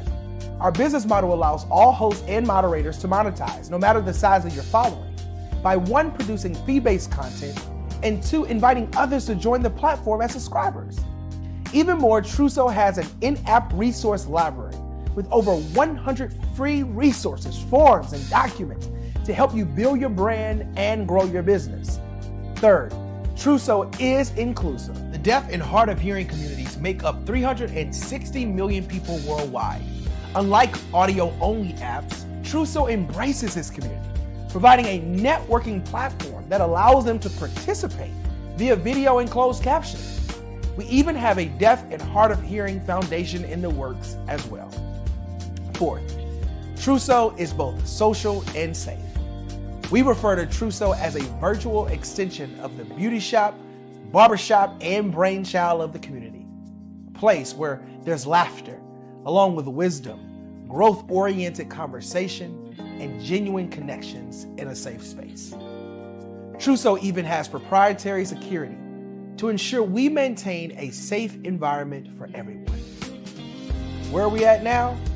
Truso is live, y'all. We've launched in beta and we're acquiring users daily.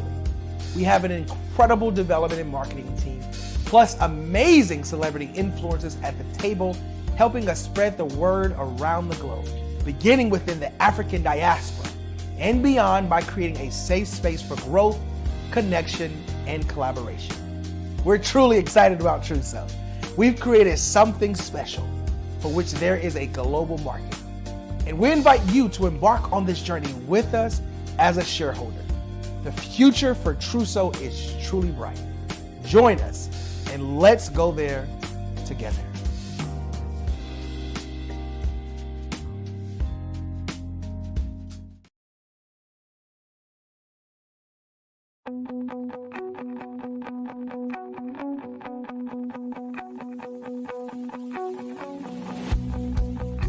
I am Black Business. From the moment I wake until the time I sleep. Yes, I am Black Business. I am Black Business. Tell me, are you Black Business? I am Black Business. Do you support Black businesses? Listen, I support Black business because I am Black Business. Black Business Expo, one of the largest business showcases in the history of Black business in the world. The world! Sign up today at www.blackbusinessexpousa.com or call 919-308-9090. I am Black Business.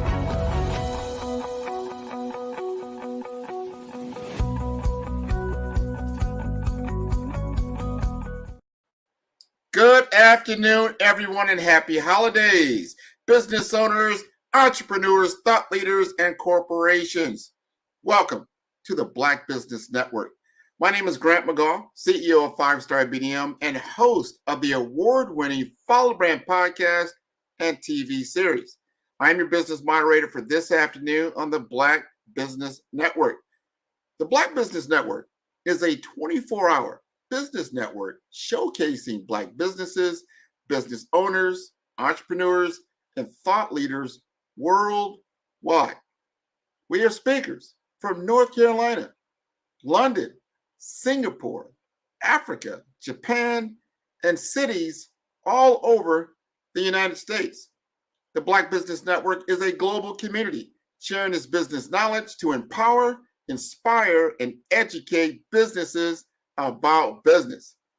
It is my profound honor to introduce Spiritual Teak, a beacon of healing and transformation in our world today. As a natural empath, Reiki master teacher, transformational speaker and coach, theta practitioner, and a soon-to-be published author, Teak embodies a unique blend of spiritual wisdom and practical guidance. With her innate abilities and deep understanding of energy work, Teak has devoted her life to empowering individuals to ignite their true power and rediscover their purpose. Her journey as a rising galactic star seed has been dedicated to supporting others in their quest for self-realization and healing. Teak's mission is vast yet focused to impact 1 billion lives through her healing work and inspirational content. Her influence extends across global platforms, touching millions with her profound insights and transformative teachings. With over 2 decades of experience in nurturing the mental, physical, and energy bodies, Teak has been a guiding light for those seeking change and growth. Her mother's words ring true. Teak has indeed been ready from birth to guide others in rediscovering their truths and unlocking their full potential. Please join me in welcoming Spiritual Teak, a visionary leader whose work not only enlightens, but also elevates the human spirit. I give you Spiritual Teak. Oh, Grant, you can bring me on stage anytime.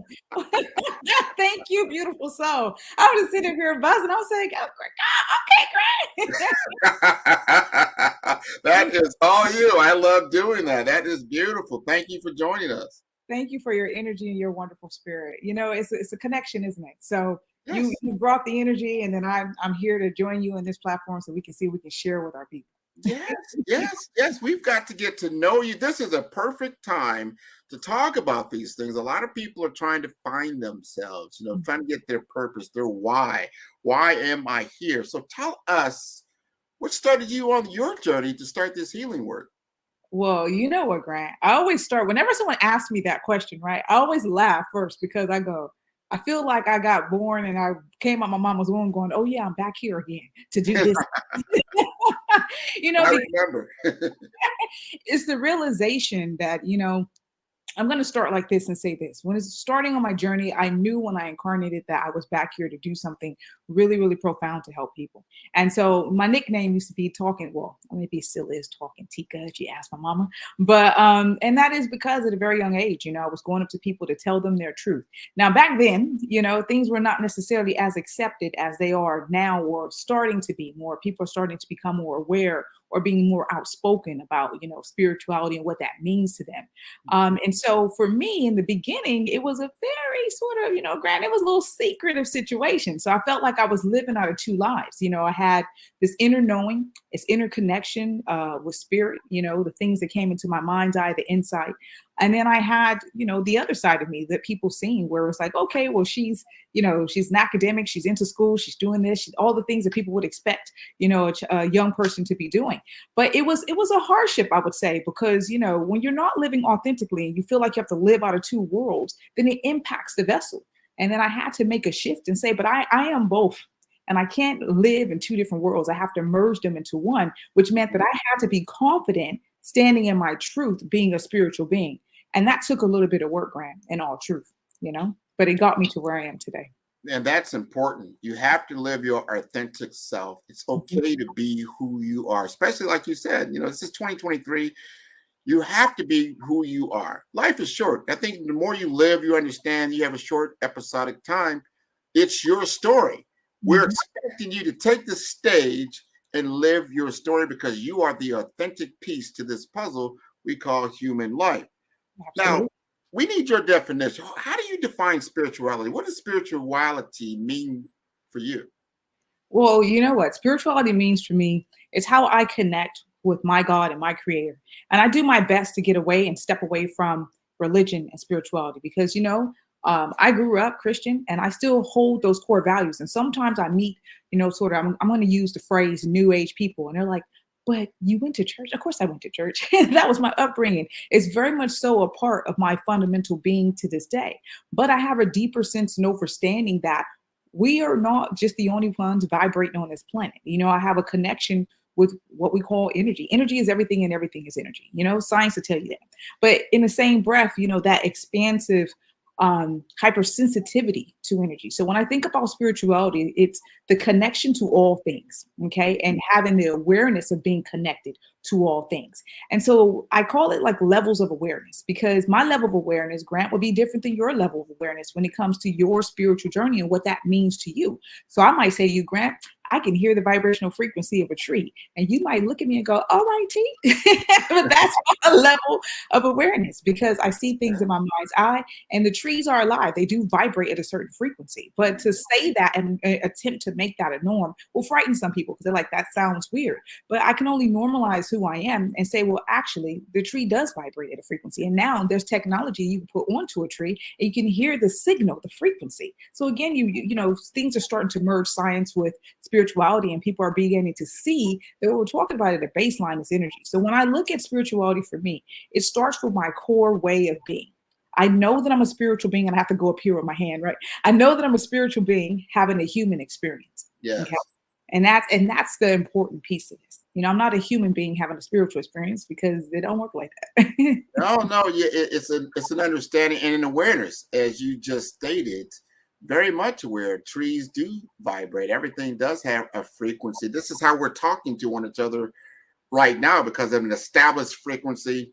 I'm in information technology, so I understand that without being attuned to the same frequency, we cannot have a continuous conversation like we're having right now. So your ability to be able to communicate at that level is great. People have, it's probably like 1 billion Christmas tree. I mean, maybe not that many, but there's a lot of Christmas trees in people's homes right now. A lot of people don't really understand why that is. What does that tree represent?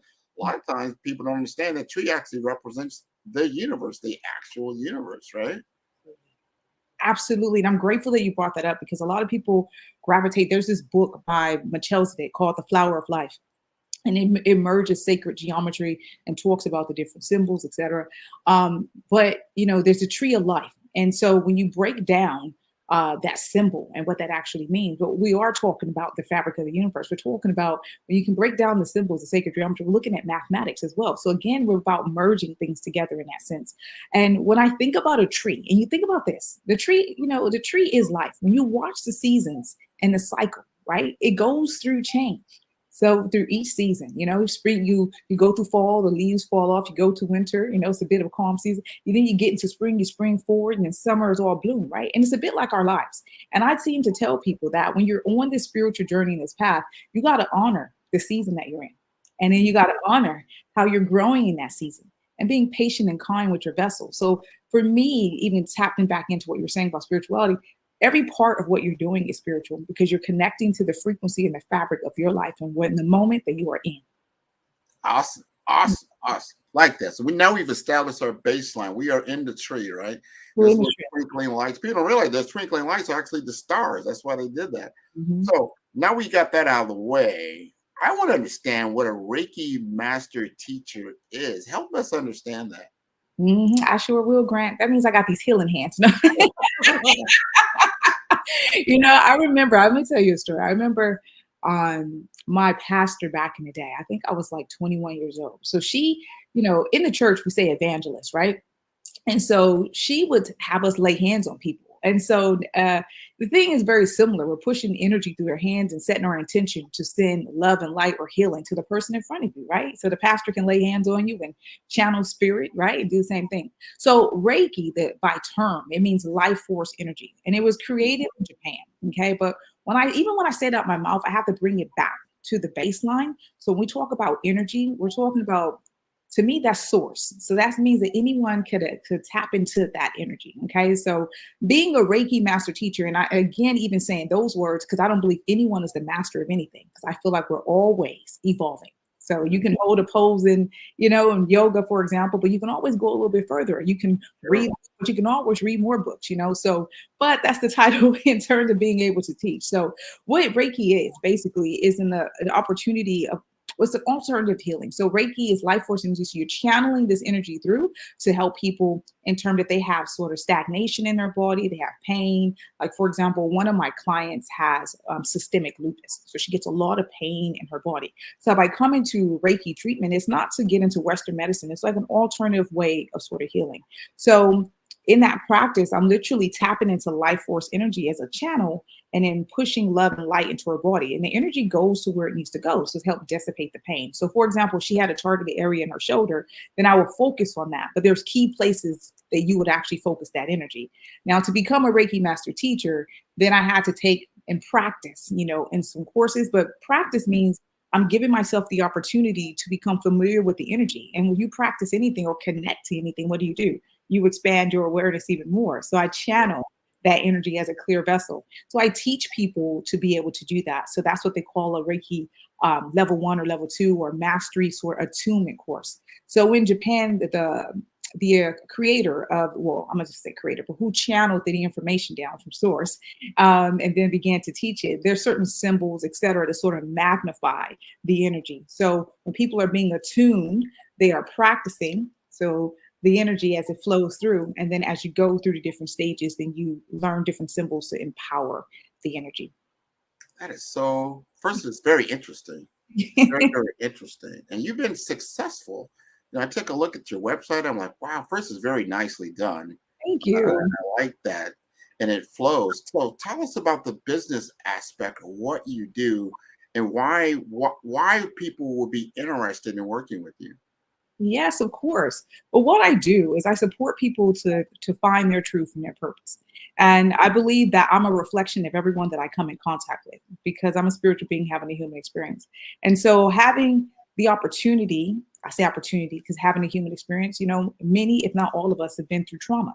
So having a deep sense and understanding of trauma and energy, then I look at where things are lodged in the body. So there, the body is an amazing vessel. It holds things. It remembers things, right? So you remember cell memory, muscle memory. You understand? So energy is stored. You go through a traumatic event, for example, it stores in the body. But that energy over time causes stagnation, and it can create what I like to separate and say dis-ease or discomfort in the body, or stagnate the mind from you living out your truth. So it's important that people start to dissect and dig into whatever it is that's happening to their life. And see, that's where I come in.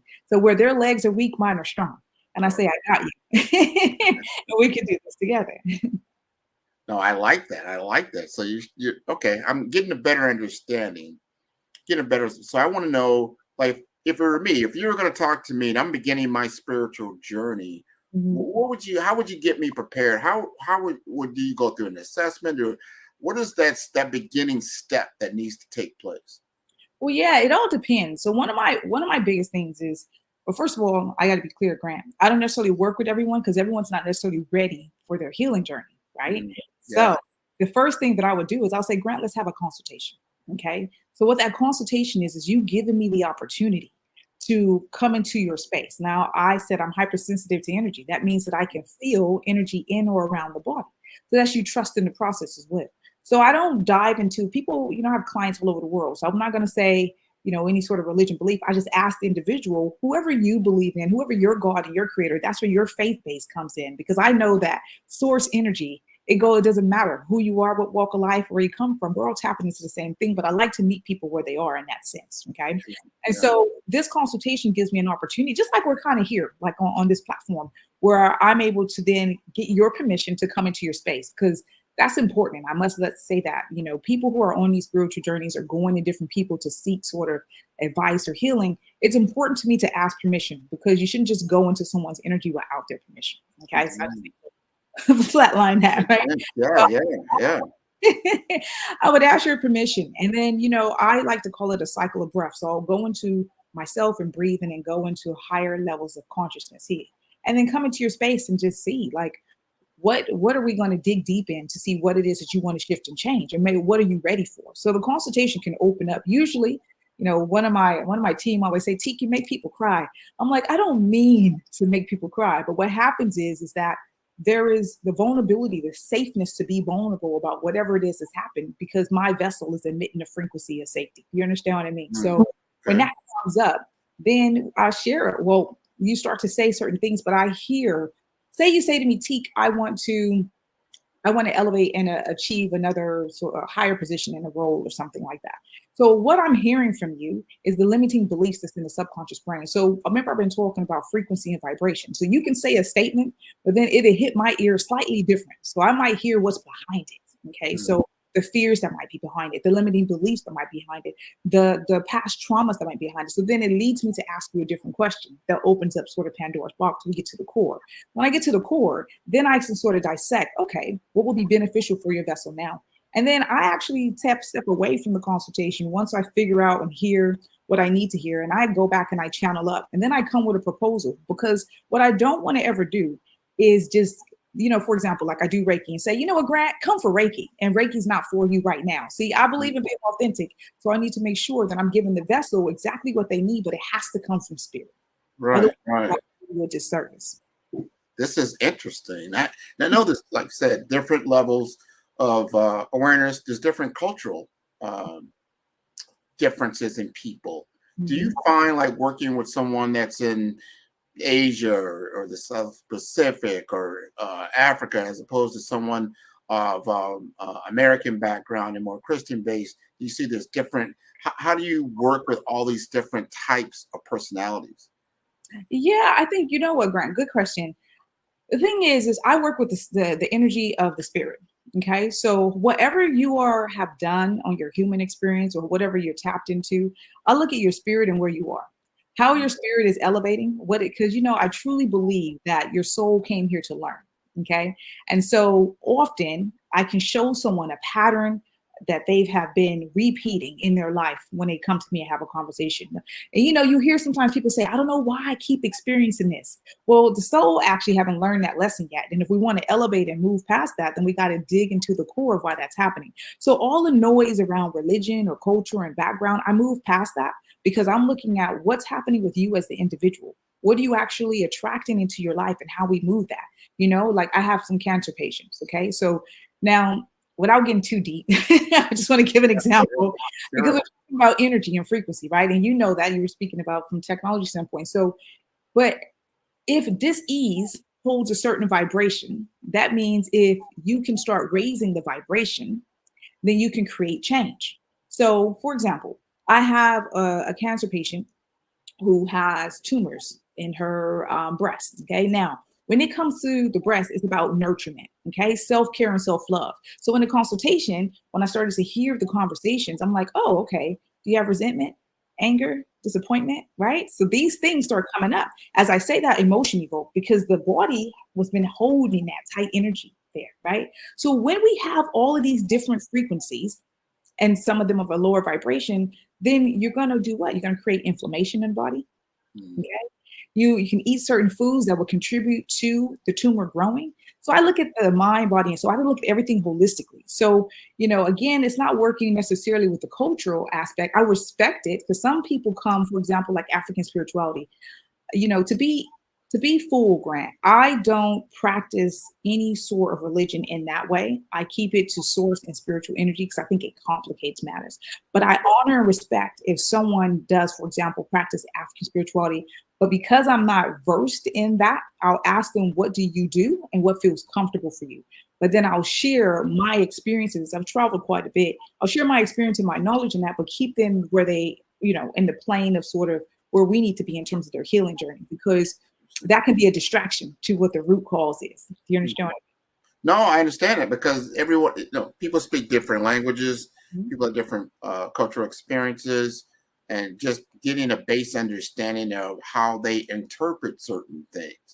I think it's so important, especially when you're dealing with something that they're not very familiar with. I think it's natural to like go from the known to an unknown. Well, I'm not sure. So then you will imagine how things may be or may not be. So then you're in that world of a delusion or an illusion, or so you got to set that the level set. This is the expectation that we're going to work with. So then it gives them a level of understanding. Am I making sense? Absolutely, making perfect sense. And that's about what it is. Because going back to the statement, levels of awareness, I have to meet you where you are. Because first of all, I have to teach you something, right? I have to teach you to start becoming familiar with energy.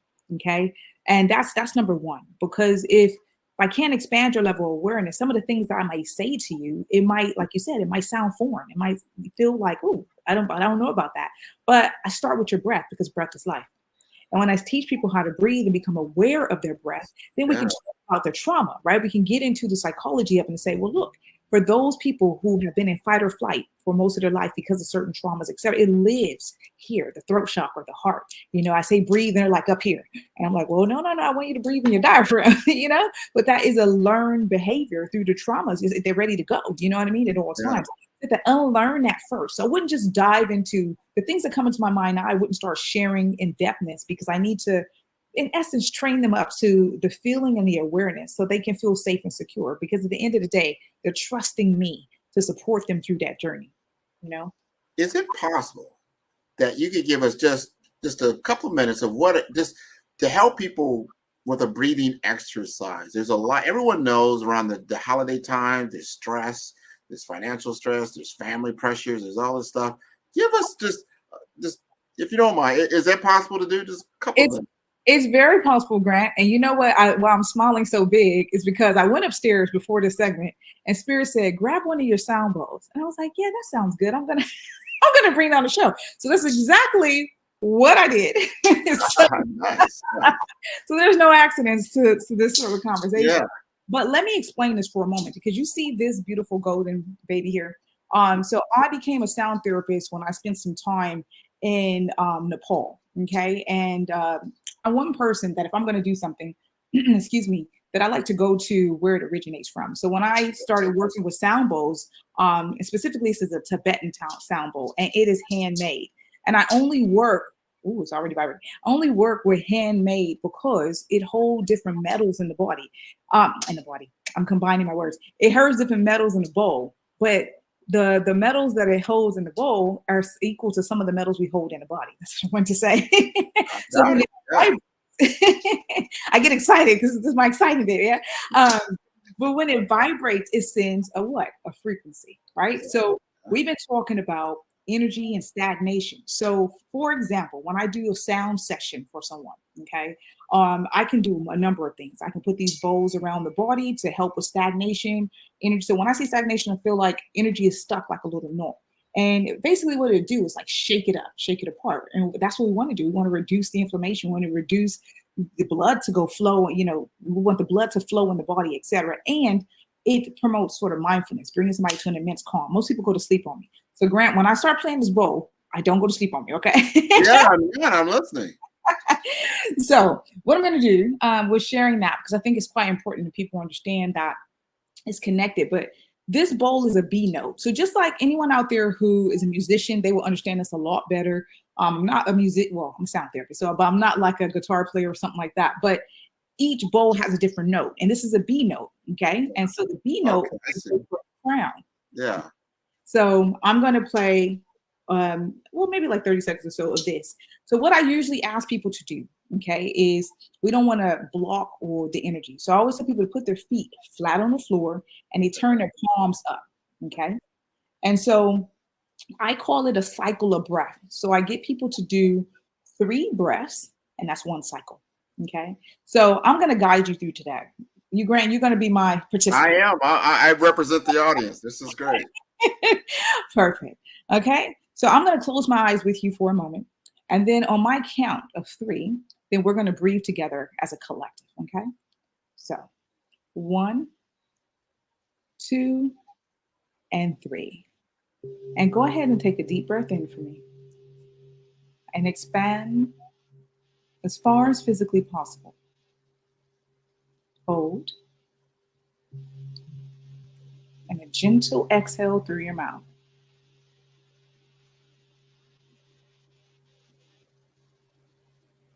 We're going to do that 2 more times. Inhale. I'm going to say divine white light and healing energy. And then hold that vibration for me. Now slowly exhale through your mouth.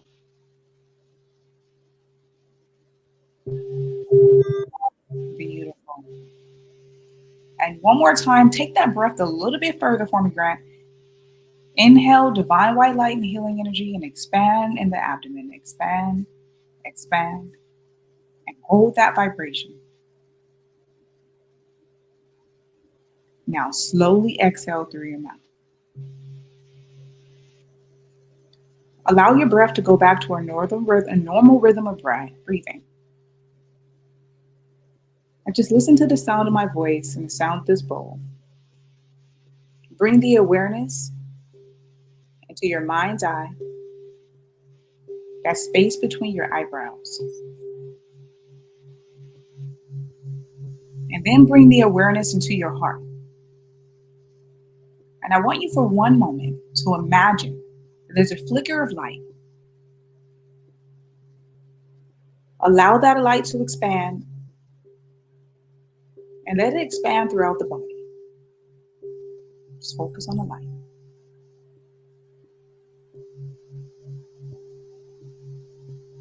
Expand, expand.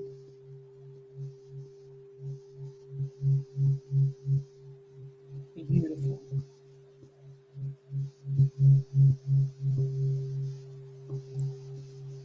Bring the awareness into the base of the feet.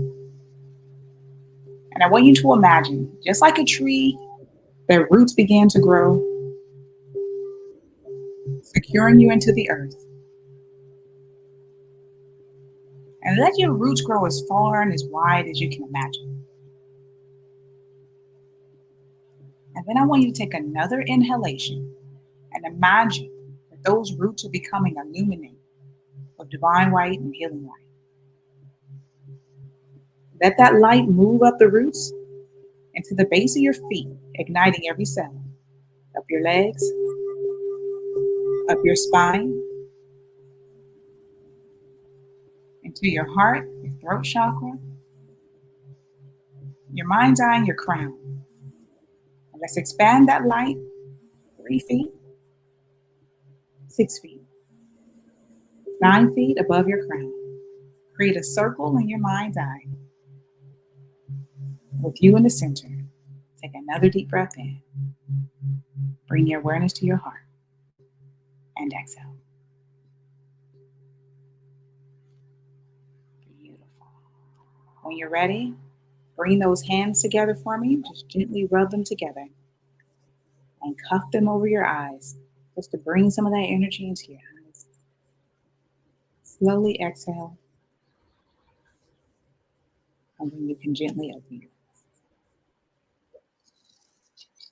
Wow. eyes. How was that for you, Grant? Oh no, I feel, very renewed. For certain, that was great.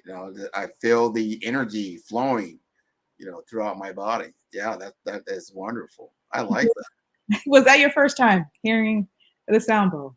Yes, Oh. I believe so. I've heard certain sounds, but I haven't gone through an exercise like you just brought me through. So that was Okay. very good. Yeah, I like the imagination, the focus, being able to visualize. The visualization was there as well. So very good light and sound exercise. Excellent. Thank you, Graham. Great. I'm grateful that you enjoyed that. Oh yeah. No, I like that. I like what you're doing. So I see you have a very large following. Yes, I guess so. You know what, Grant, I get all shy with that sort of stuff because the thing is that, my sister said something to me because I said, the mission is to empower, impact billions. And I remember on TikTok when my videos were being seen by, tens of thousands of people. My sister was like, she's like, sis, you already impacted millions. I said, well, no, sis, I don't have that following. She said, but millions have seen your videos. Thank you, young person. Put it into perspective because it's true. The mission is to empower and impact people to feel and encourage them that, you know what, they're safe in this world. They're safe to be their true, authentic self. And they need to step into themselves mindfully so they can see things clearly. But, that spirit is pushing me a different way, Grant. And so I never wanted to be on social media. I'm telling you, I didn't want to be seen in that way. But I'm grateful because the messages that I receive from heart, especially when I do prayers, it brings me to tears sometimes because that is authentic energy. And that is, I'm going to use the word God saying to me, Teak, remember when I told you you need to do this and this? I'm like, I am listening to you. Okay, thank you. So it's great. It's very good. We need positive energy. We need positive role models. We need positivity of itself, especially in our social media realms. I think now we're starting to mature. People got into the social media world doing a lot of vanity, human vanity on steroids. But now they're realizing, you know what, we can do a lot more with this than just show our vanity. We can show a lot of wisdom, knowledge, share our expertise. It's all about how we utilize the tool. And you brought up something earlier that I really liked is like what you focus on is what comes into your life. Right? So I think you're bringing forth a lot of positive focus, just like now. I think a lot of people probably tune into the show and they're expecting a lot, business, and then they see like, wow, you know what? That was actually healing. That was something I wasn't expecting, and I felt better for it. And I want to thank you around that. So we've got a few minutes here, Spiritual Teak. Tell us more about, especially when it comes to, you had mentioned something around some testimonials. Do you have other, like, how have you helped other people? How have they just been touched by what you've done? Well, you know what? Thank you for asking that, Grant. I do things in a number of ways. So, I speak at different events, and I show and teach people how to dive into their energy, a bit like what I just shared with you, but on a deeper level. I host retreats. So I've been hosting retreats for the Divine Feminine for a few years now. And I launched my first one for men this year because I'm realizing that there's a lot of people out there focusing on Divine Feminine, and we need to focus on Divine Masculine as well.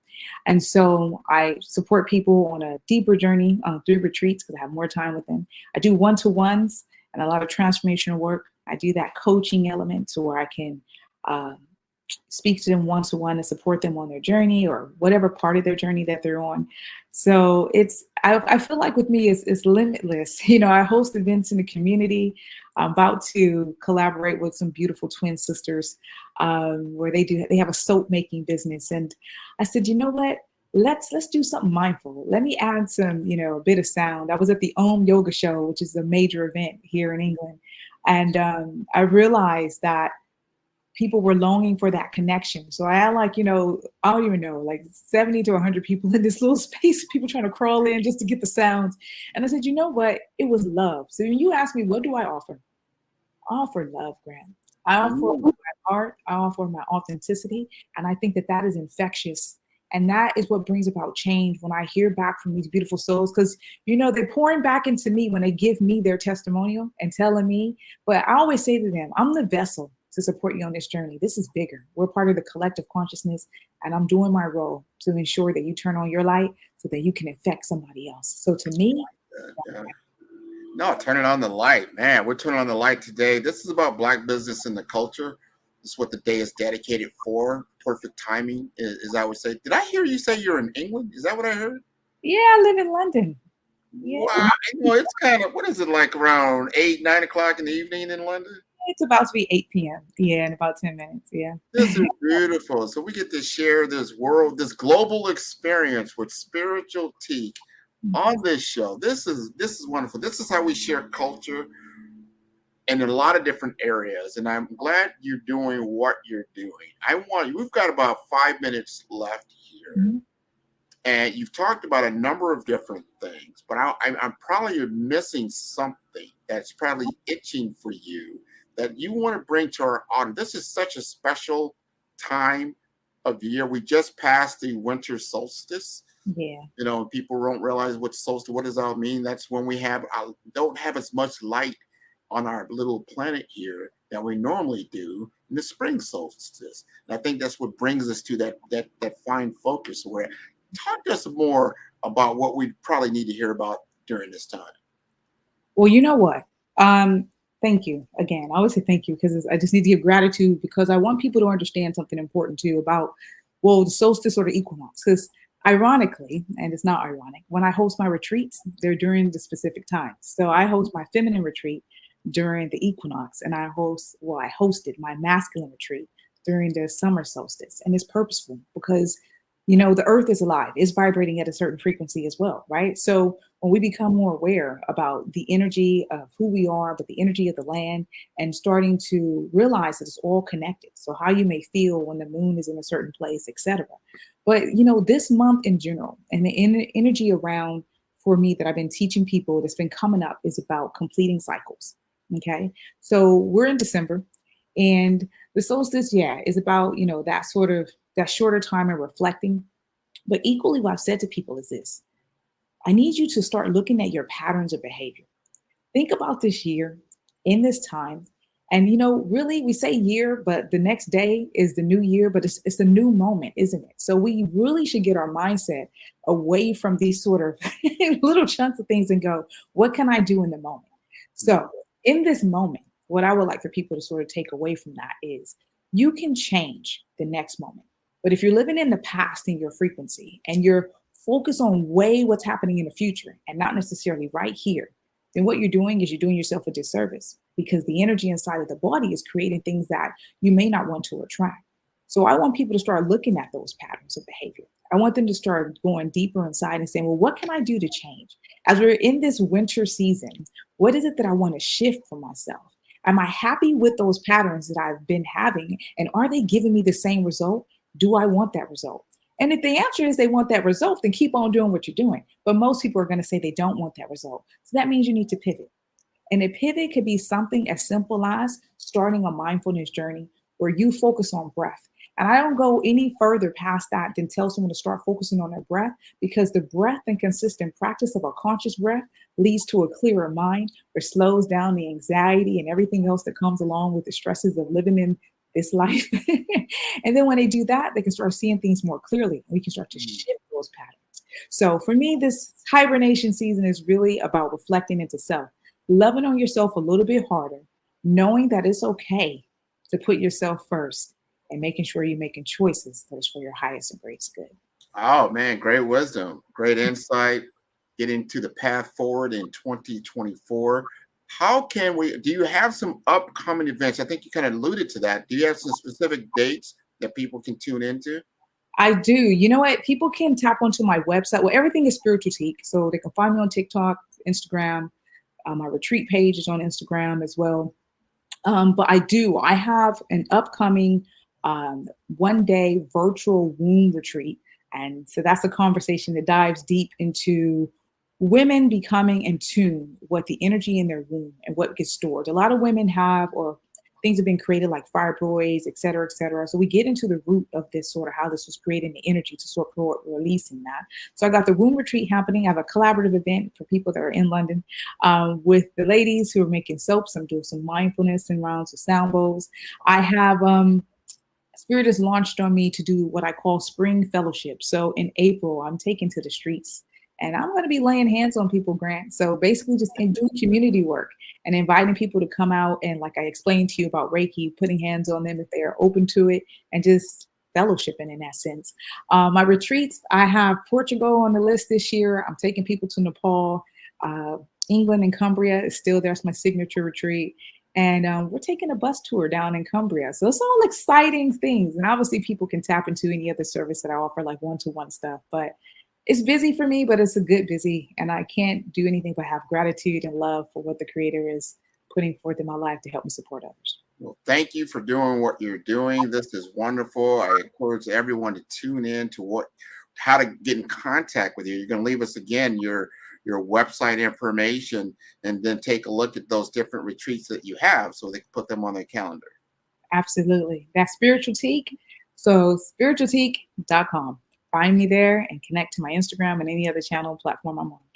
Thank you, Grant. I appreciate you. So thank you. Happy New Year. Genius is coming, and I'll see you on the other side. Thank you. Oh, wonderful, wonderful work. The Black Business Expo's mission is to raise funds for high school seniors going to college or K through 12 entrepreneurs. This expo is a fundraiser for students. You may go to www.blackbusinessexpousa.com to donate to the scholarship fund, or use the Cash App that's on the screen below. That is $BBXUSA. Our goal is to give laptops and up to $5,000 to 10 students. Students can register online at www.blackbusinessexpousa.com. Every dollar counts. So we want to remind you to donate to the scholarship fund. We want to thank our Black Business Expo USA sponsors for December 2023. NC100, Moody Capital Partners, Suede Soul, Lotus for Shade Coaching and Training, the Hello LLC, Carolina, Virginia Minority Supplier Development Council, Step Management, Firestar BDM, BHS and Associates, Margie McLean Foundation, Genius is Common, Earth Essentials, Milani Shani Global, Executive Woman Success Institute, The Quality Coaching Company, Superwoman Business Services, Creative Force Studios, Lee Entertainment, Artistic App Design, Black Business Expo USA. Genius is Common, and I'll see you on the other side.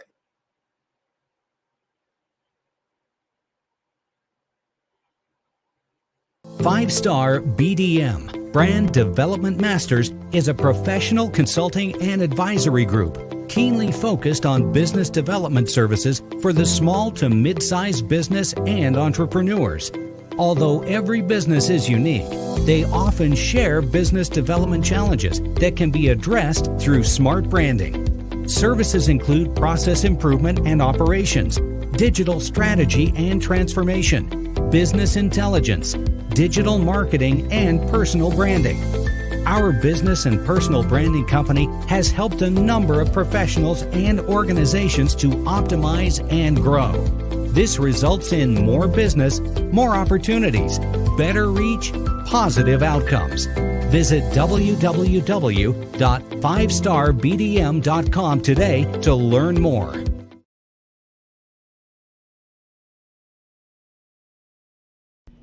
Why do I do it? Phenomenal Tanya T. Wise, who is here from the great state of Maryland. Tanya, welcome and thank you for being with us today. Can you indulge our audience a little bit and tell them just a little bit more about who you are and what it is that you do? Well, I love being able to talk to people and have a magnetic attitude, being able to just show them. So I always like to say, level up is Coach at Tanya T. Wise here.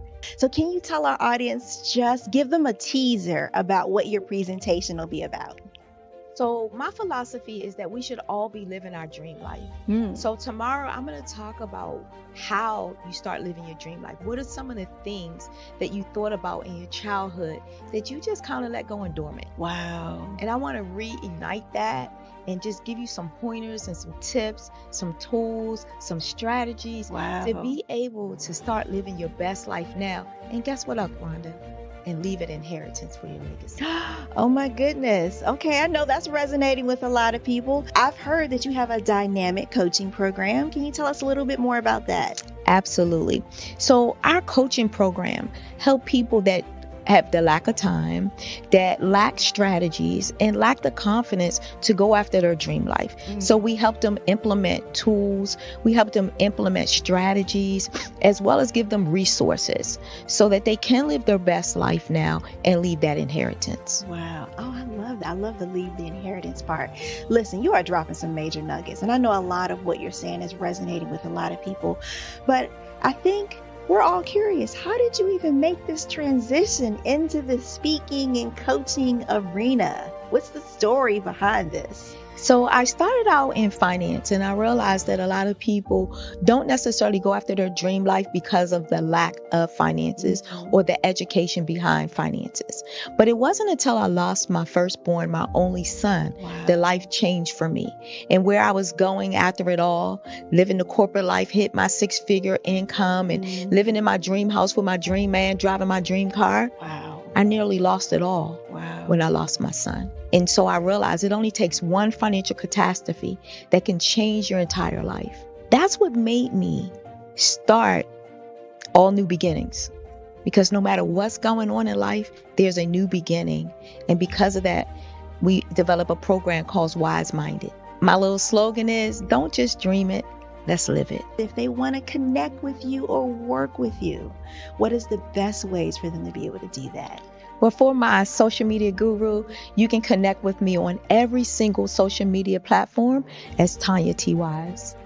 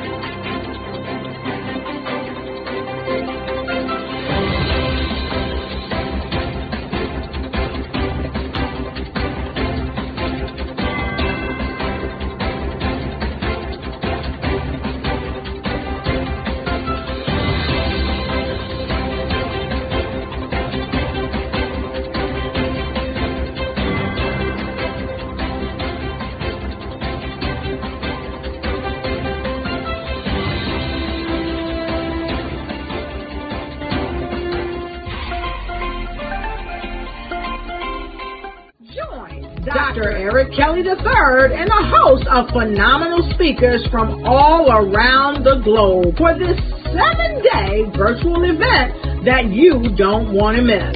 The mission of the Black Business Expo is to raise scholarship money from kids all the way from high school, all the way from college. The Black Business Olympics is one of the largest Black business showcases in the world. It is an opportunity for businesses and companies to showcase their businesses globally. We are going to be giving away laptops up to $5,000 away to students. Again, I'm Olivia Appleberry, the founder of 2 Cents Finance and one of the speakers for the expo. I am so excited to see you there. For more info, go to www.blackbusinessexpousa.com or call 919-308-9090 and hope to see you there. I am Black Business. From the moment I wake until the time I sleep. Yes, I am Black Business. I am Black Business. Tell me, are you Black Business?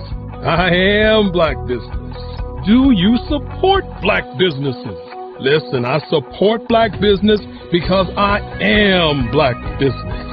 Black Business Expo, one of the largest business showcases in the history of Black business in the world. The world! Sign up today at www.blackbusinessexpousa.com or call 919-308-9090. I am Black Business. I am Black Business. From the moment I wake until the time I sleep, I am Black Business. I am Black Business. Are you Black Business? I am Black Business. Do you support Black businesses? I support Black business because I am Black Business. Black Business Expo, one of the largest business showcases in the history of Black America in North Carolina. Join Dr. Eric Kelly III and a host of phenomenal speakers from all around the globe for this 7-day virtual event that you don't want to miss. The mission of the Black Business Expo is to raise scholarship money from kids all the way from high school, all the way from college. The Black Business Olympics is one of the largest Black business showcases in the world. It is an opportunity for businesses and companies to showcase their businesses globally. We are going to be giving away laptops up to $5,000 away to students. Again, I'm Olivia Appleberry, the founder of 2 Cents Finance and one of the speakers for the expo. I am so excited to see you there. For more info, go to www.blackbusinessexpousa.com or call 919-308-9090 and hope to see you there. I am Black Business. From the moment I wake until the time I sleep. Yes, I am Black Business. I am Black Business. Tell me, are you Black Business? I am Black Business. Do you support Black businesses? Listen, I support Black business because I am Black Business. Black Business Expo, one of the largest business showcases in the history of Black business in the world.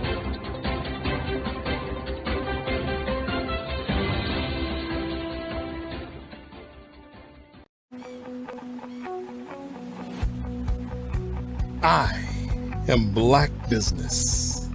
From the moment I wake until the time I sleep. Yes, I am Black Business. I am Black Business. Tell me, are you Black Business? I am Black Business. Do you support Black businesses? Listen, I support Black business because I am Black Business. Black Business Expo, one of the largest business showcases in the history of Black business in the world. The world. Sign up today at www.blackbusinessexpousa.com or call 919-308-9090. I am Black Business.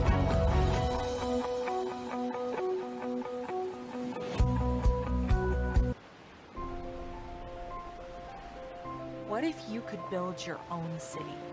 A place where every child can find nurturing people to help them achieve their full potential. A place where every adult can access job training support, where health education is abundant, where social justice ruled the land. A place without limitations. Welcome. You have arrived at STEM City USA. It is what every city should be. A safe and trusted community where you find people and resources to help you become everything you are and beyond. STEM City is unlike anything you have ever experienced. It is a digital twin of the world around you, only better. STEM City is about energy and soul renewal. It is more than a digital world. You can almost feel the power of live cultural events, music, and theater. STEM City promises a better future for children, with caring mentors and hands-on activities, with dedicated tutors to support our youth. STEM City is your passport to a healthy lifestyle, with weekly events addressing our community's many issues. STEM City is your financial well-being, with helpful information on wealth management, career advancement, job training, and so much more. STEM City is the community you deserve. It is the city where your dreams can come true. STEM City USA, a place in the sky that is accessible to all who reach for the stars.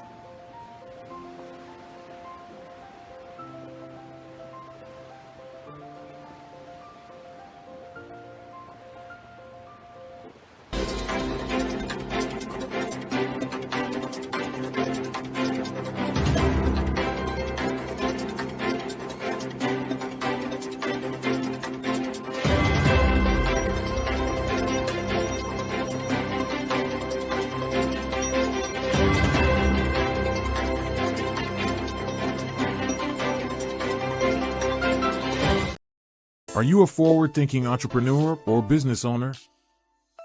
The world is changing faster than ever, and it's time to pivot and adapt to the future. Hello LLC is here to help you do just that.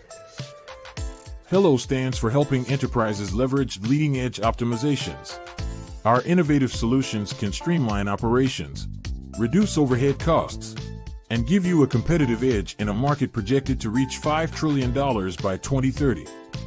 By pivoting to the metaverse, businesses can tap into a rapidly growing market that is projected to be a significant part of daily life for 25% of Americans by 2026. As a full digital metaverse agency, the Hello LLC can help you create custom solutions to streamline operations, increase productivity, reduce costs, and drive brand recognition.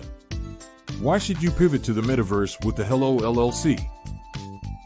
By leveraging cutting-edge technology, you can provide immersive experiences for your customers, expand your global reach, and unlock new revenue streams.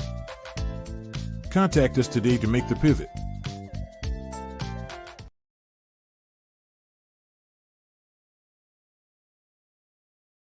Sometimes you got to hear the news from the Black perspective, and more specifically, Black publishers. And that's exactly why you have to download the HeyTie app, the largest mobile app delivering breaking news, videos, and podcasts from 200 of your favorite Black publishers. Yes, 200 Black publishers delivering news as it happens, literally all in one app. Go to HAYTI.com or download the app in the Google Play Store or Apple App Store. It's completely free, along with information that you can trust, so go check them out.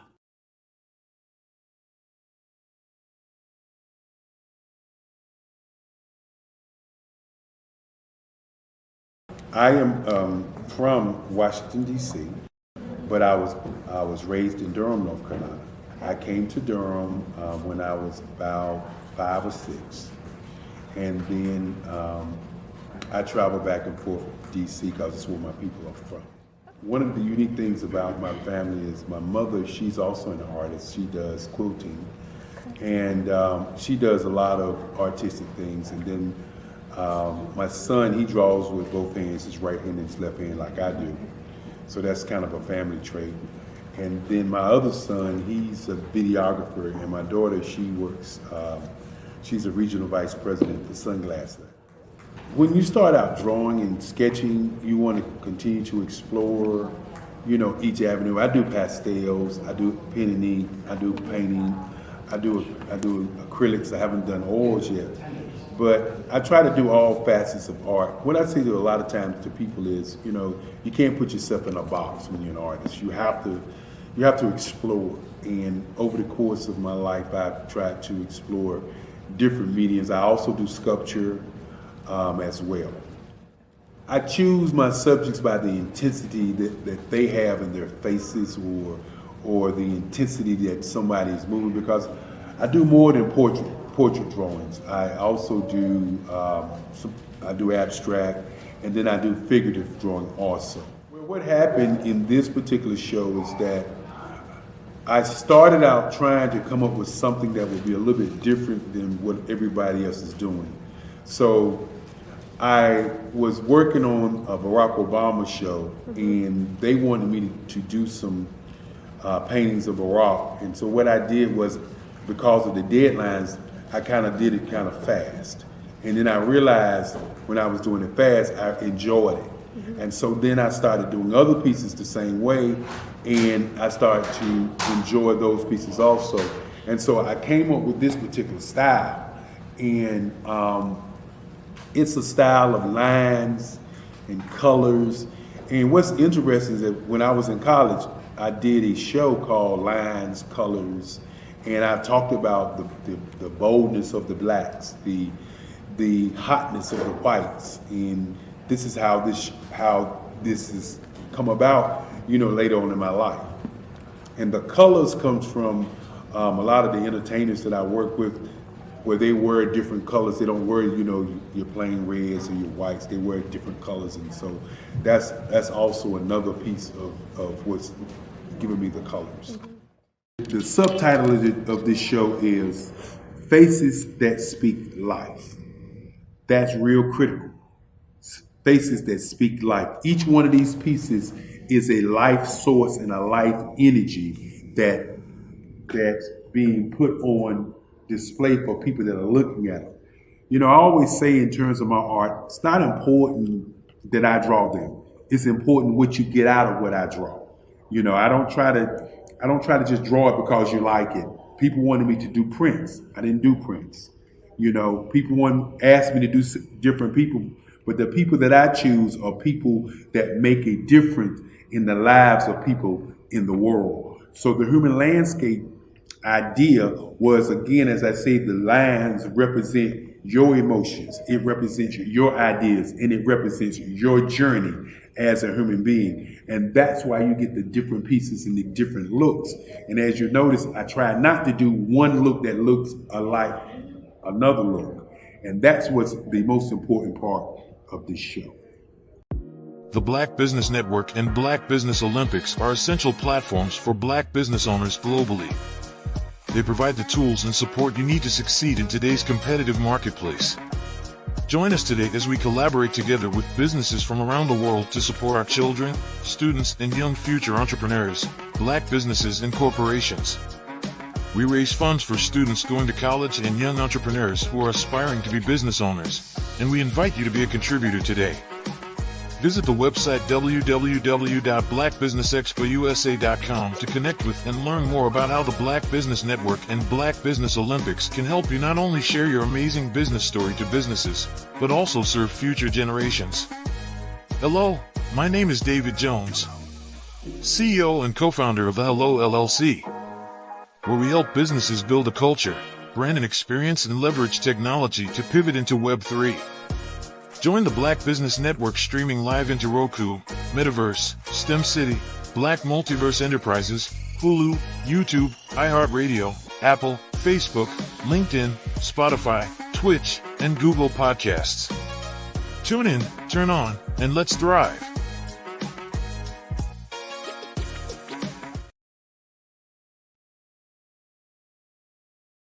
Hello, I am Dr. Eric Kelly III, the visionary strategist and founder of the Black Business Olympics.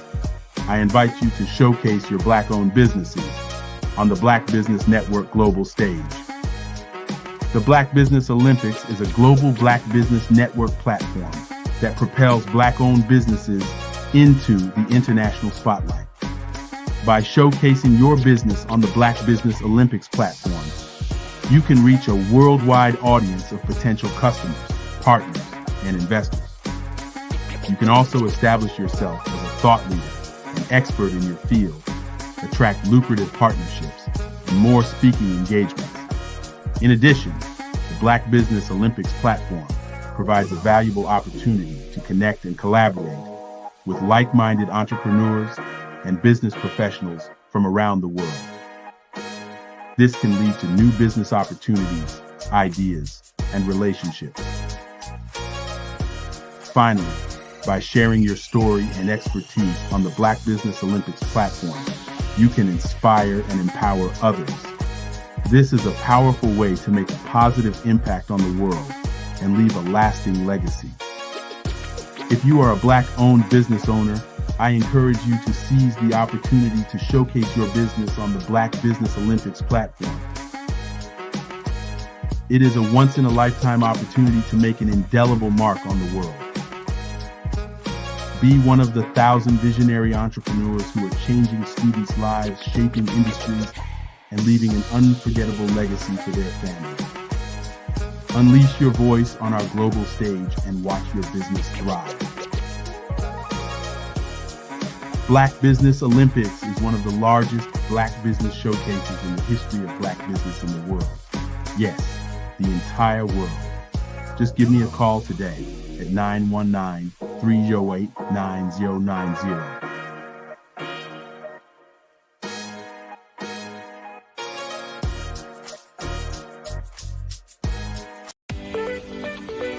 You are in the right place at the right time. The Black Business Network opens again for its Black Business Olympics, a 24/7 broadcast on business, strategies, global branding, social media marketing, finance, advertisement, and much, much more. featuring the top, most powerful entrepreneurs and speakers and thought leaders from all around the world as they gather together for this phenomenal event. Join the Black Business Network streaming live into the metaverse, STEM City USA, Black Multiverse, Pod TV, Roku, Hulu, iHeartRadio, Apple TV, YouTube, TikTok, Instagram, Google Podcasts, Facebook, LinkedIn, IBM TV, Spotify, and Twitch. Tune in today and be a part of this amazing movement. The Black Business Olympics welcomes you.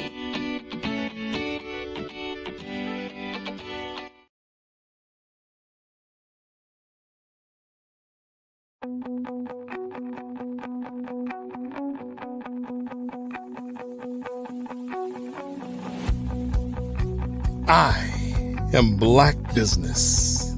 From the moment I wake until the time I sleep. Yes, I am Black Business. I am Black Business. Tell me, are you Black Business? I am Black Business. Do you support Black businesses? Listen, I support Black business because I am Black Business. Black Business Expo, one of the largest business showcases in the history of Black business in the world. The world! Sign up today at www.blackbusinessexpousa.com or call 919-308-9090. I am Black Business.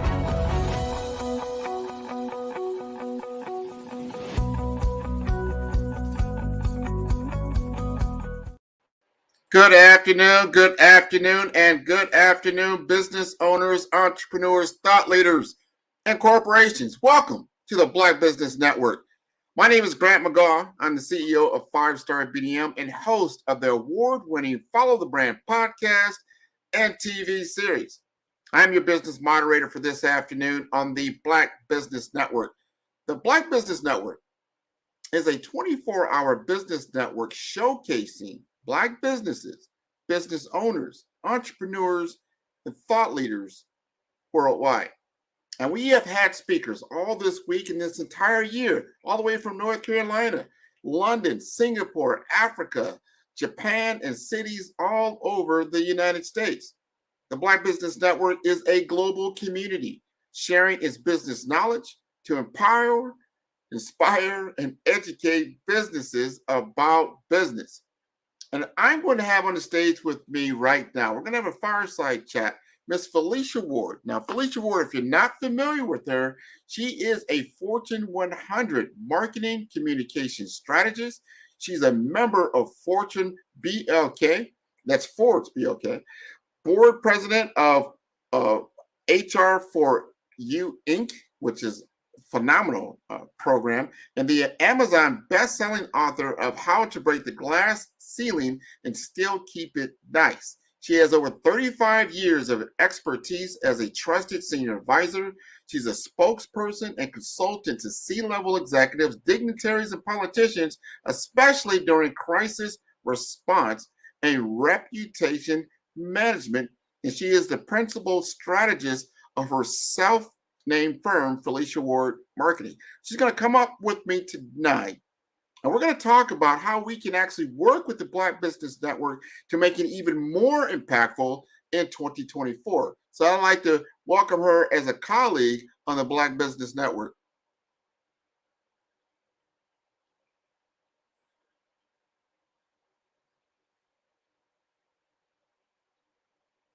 I think she's coming up here in momentarily.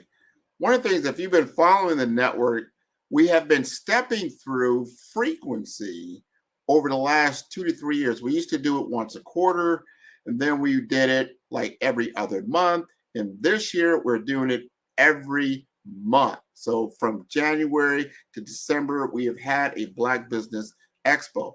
Going into next year, we're looking to do it twice a month, which is phenomenal because we're getting to a point Well, this will be a 24-hour network, constantly available to you to showcase Black business owners and entrepreneurs throughout the world that you can get content from. We're making this a knowledge bank.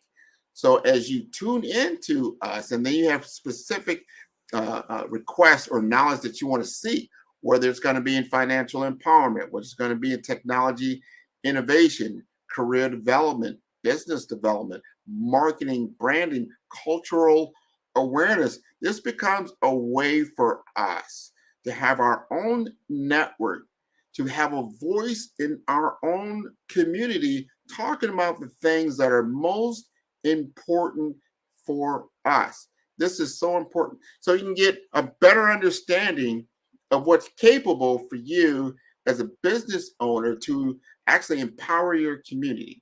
This is so this network, this is what it's all about.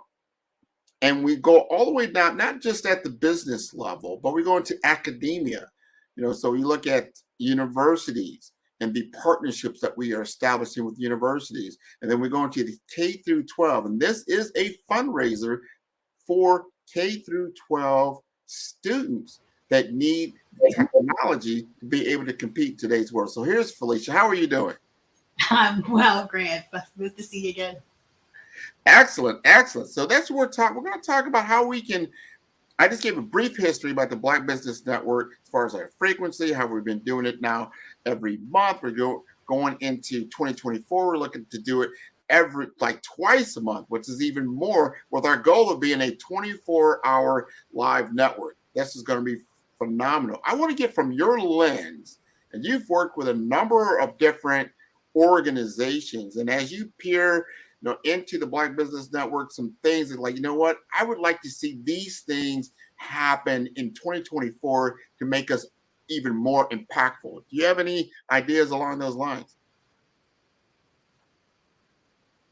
Well, we talked about a new website, so I'm excited about that to mirror the beautiful app that you guys have now. It's wonderful, the Black Business Network app, so that people can donate to the organization. But to have that hub of a website that houses all of our content, and it can be the one place that you can find out everything there is to know about the network. I also think I'm excited to possibly see a Meet the Author. So I'm sure there's so many different speakers who have books like I do that you could meet the author. You want to also meet the podcast speaker, because it gives people a one-on-one opportunity to have what I call coffee chats, to find out how did you get started. So you have a podcast, I have a book. There's different platforms that people can pursue and kind of have a one-on-one conversation or get some information on how do you get started to help expand the platforms within your business. Oh, that's wonderful. I'm glad you brought that up. I was just talking about that, having a knowledge center, right? This is our center of excellence for Black businesses.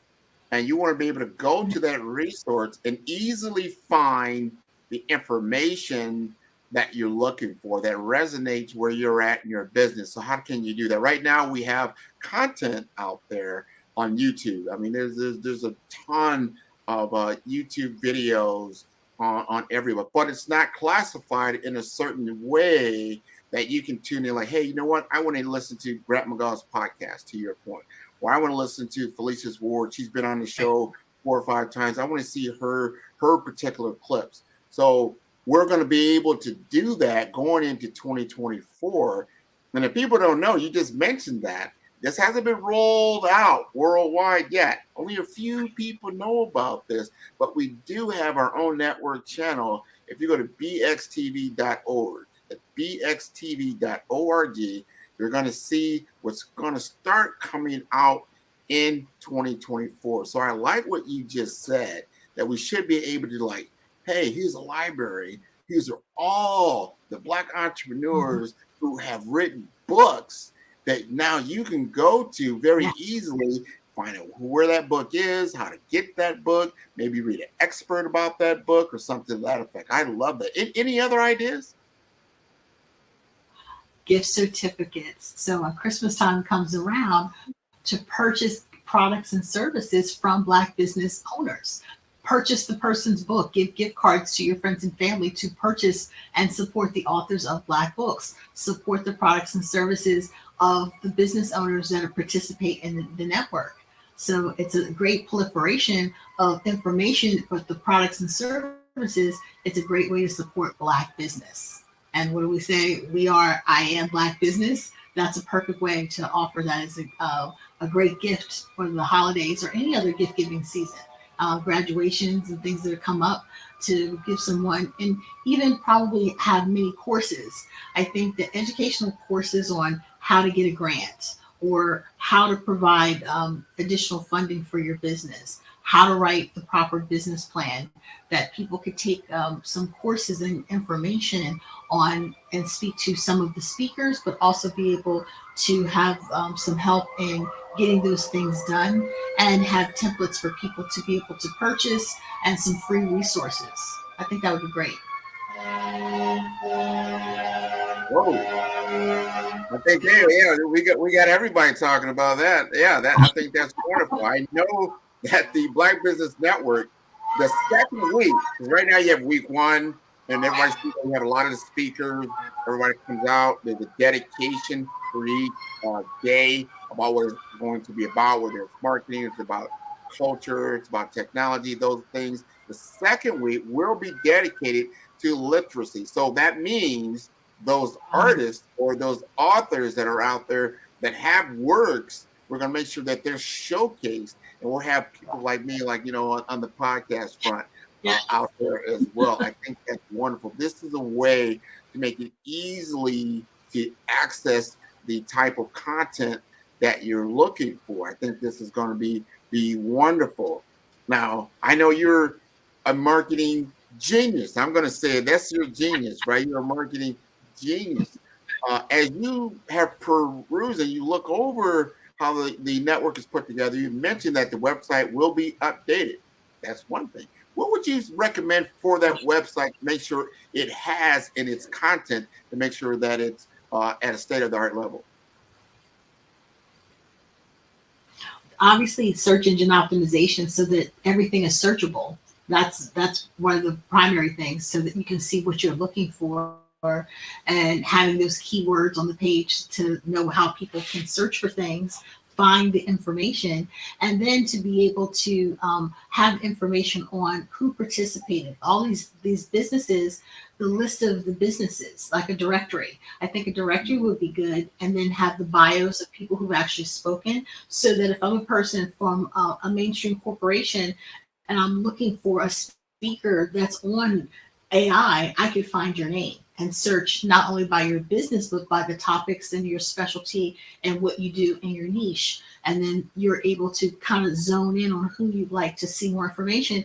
And you can actually hear from the person, see the person speak, go to their site, see all of the information. So I think a business directory would be a great opportunity. And as I also said, free resources. People, you want to be able to have people come back to the website over and over again. So if you have resources like templates on how to write a business plan, how to find funding for your business, that would link you to other resources and things that are out there, how to get on sam.gov, how to find business contracts and government contracts for your state, so that we'd have some partners that you'd be able to list the another website link that would be considered to be the authority in that particular industry. So everything would become, as I said to Dr. Kelly, a one-stop shop. You want people to visit the website on an ongoing basis. So if we have events that are coming up, that they could see what the events are, like events calendar, and how to partner with us. I think that's really essential as well, is that a lot of people say, well, there's so much going on. I see the potential to do so many things, but I want to have a discussion first about what I do and how I can marry that with what you do. So partnerships, collaborations, those are all great chats to have with potential partners, and to kind of bring them into the funnel. Oh, I love that. I love it. We've got to showcase. We've had literally phenomenal speakers just like yourself on the platform. And we've got to do enough to promote that, So like to your point, like someone's doing a search on Felicia Ward, it should come up in the Google feed that you are a featured speaker on the Black Business Network. Wow.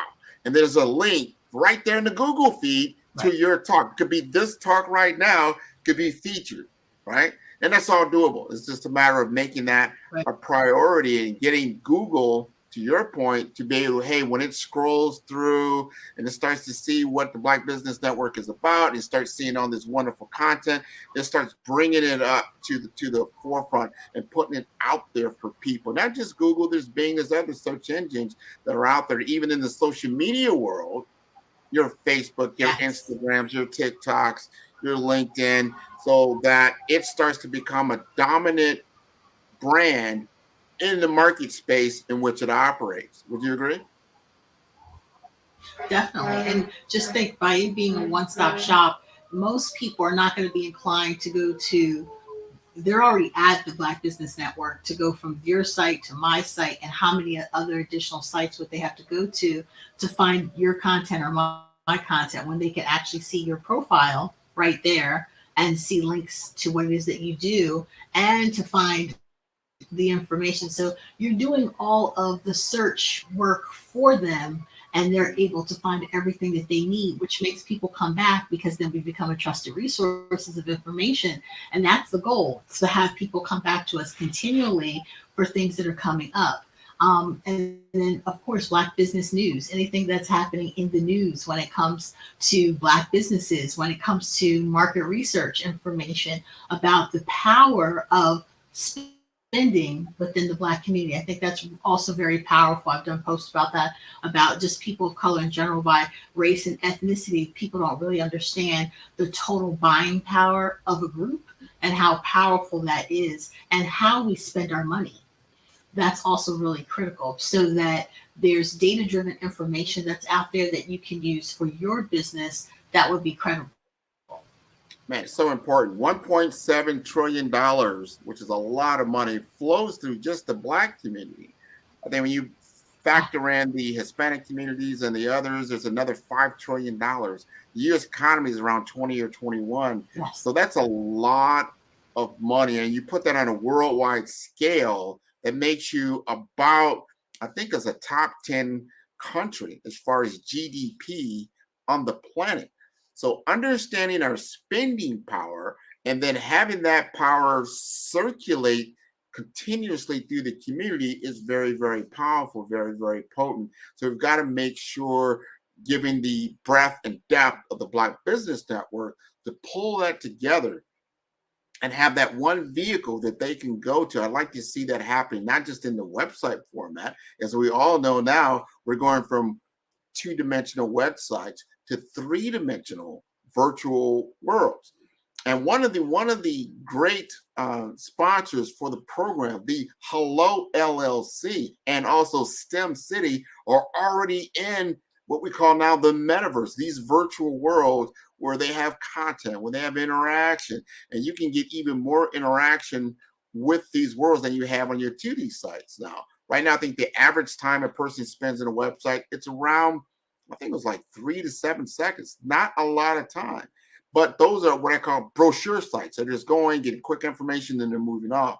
If you've got something there, to your point earlier about having information that really keeps them engaged. I know on my own website, I've rebranded it just recently in the last couple of weeks, in which I have all my podcasts right there on the site. So when you click on the podcast, instead of them, making them go to Apple, go to Google, or go to one of the other like Spotify, they can go right on my site, stay on my site, listen to the entire episode, and it's categorized by type or by speaker, so you can get that content. So I can see that happening in the Black Business Network, where they can go to that site, they can get great information. And to your point even earlier, I love it that he's like, you know what? Here are all the templates. Hey, I'm starting a business. How do I get started? Where am I doing business with the government? How do I get into SAM.gov? I know that there's a business, another business sponsor or part of the Carolinas, right? They come on every month and they tell us how to engage in the community as a Black business, and they have tons and tons of information. So we can then put that information right there on the site to make it accessible, easily accessible to viewers. I love that what the Carolinas do, because that community engagement piece is really key, and to show people that that is part of your business. A lot of people don't realize, oh, you know what, I'm going to not do the community engagement. I'm just going to focus in on that. It's like, no, you have to start from the beginning. If you want your community to support you, you have to make that an integral part of your actual business plan as to what you're going to do. And I love what you said about the rebranding. I'm doing the exact same thing. I'm starting to build in all of the different master classes and things and try to categorize them to have them all in one spot, so that people don't have to do that search. And it increases the number of people who come and visit your site. So I'm excited to announce that I will be working on the Black Business Olympics website, so that it'll pair nicely with the app and everything else that's going on. So I'm excited to kind of dig in and to get started in that, and to look at it. I just think it's important to look at websites and things like that from the customer's perspective. What would you like to see if you came to the site? And so when you show people from soup to nuts, this is what you do to help build your business, and you have some frameworks available for people, and you have some information that people will come back and come back and come back. And that's the whole point. You want them to visit multiple times and be known as a great resource to your community. Absolutely. And they are a great resource. We are a great resource for our community. There's another thing. So we talked about the website, right? And we've talked about a little bit about some of the content that's going to be on the site. I gave a little bit of talk around the virtual worlds that are coming, and that'll be available. But they'll also have, and this thing, Dr. Kelly showed me this, and I just like, wow, I want one of those. And that's the mobile application. They have a Black Business Network mobile application that is a mini site of everything, one-stop. A lot of people are on their mobile phone. Here's the stat. People don't realize this. 70% of your target market, if they're aware of you and you send them a text message, they will respond. 70%. Look at that.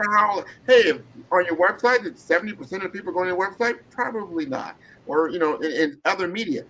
It is the number one media out there. Mobile texting is big, but you got to know how to do it effectively, and you got to have the right content. The content that I was shown, it's not just like, hey, well, you know what? You can go to I can see your website on my mobile phone. I got everything there. You don't have everything there. You may think you do, but when you see this mobile app, it's mobile. It's designed for mobile interaction, for clicking, right? You can see, like, wow, I want to see one of Grant's podcasts. Boom, there it is right there. Or I want to see a YouTube video. Ooh, it's right there. Or I need to contact someone. I have the contact information. Or I need a virtual card. Instead of having all these different applications for your virtual business card, it's all right there. Oh, I need a QR code. Guess what? It's right there. I have an event coming up. Guess what? It's right there. I want to see the entire scheduling of the Black Business Network. Where do I go find it? No, push the button. It's all right there. This mobile app is so powerful, I went and bought it the same day.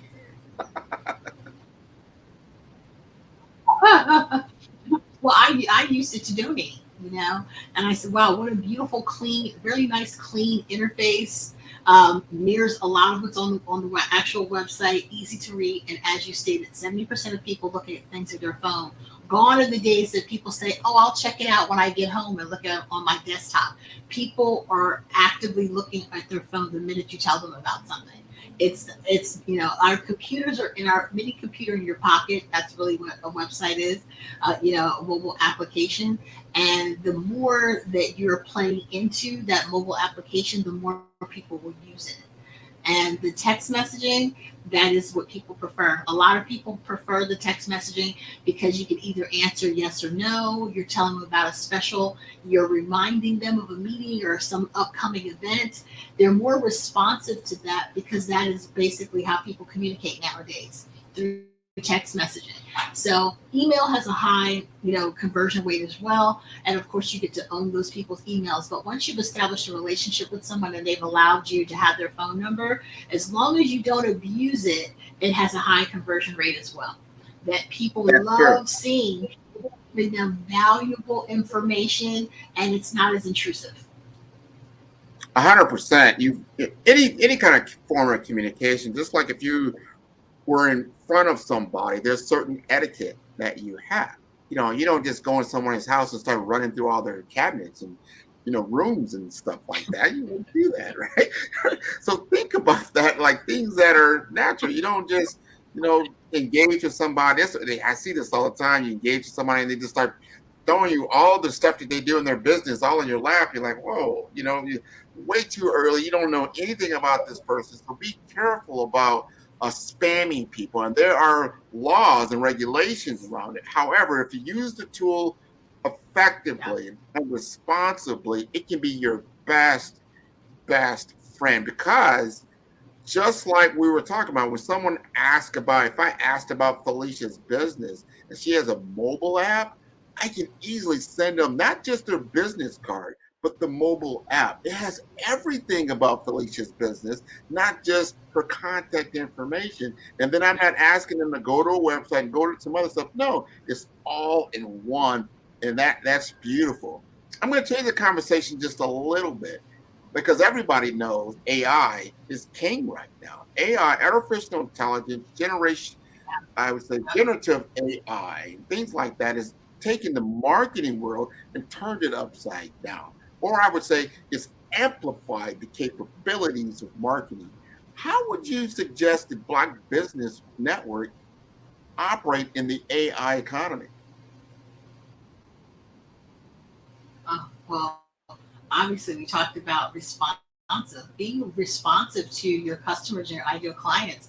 When you can automate any portion of your business to provide them basic information, a chat bot to where do I go on the site if I'm looking for XYZ, being able to have that conversation without having a conversation directly and showing them. Also using AI to find out who the person is and what is it they like about the site, where you can have heat maps and things like that to find out what pages do people visit the most.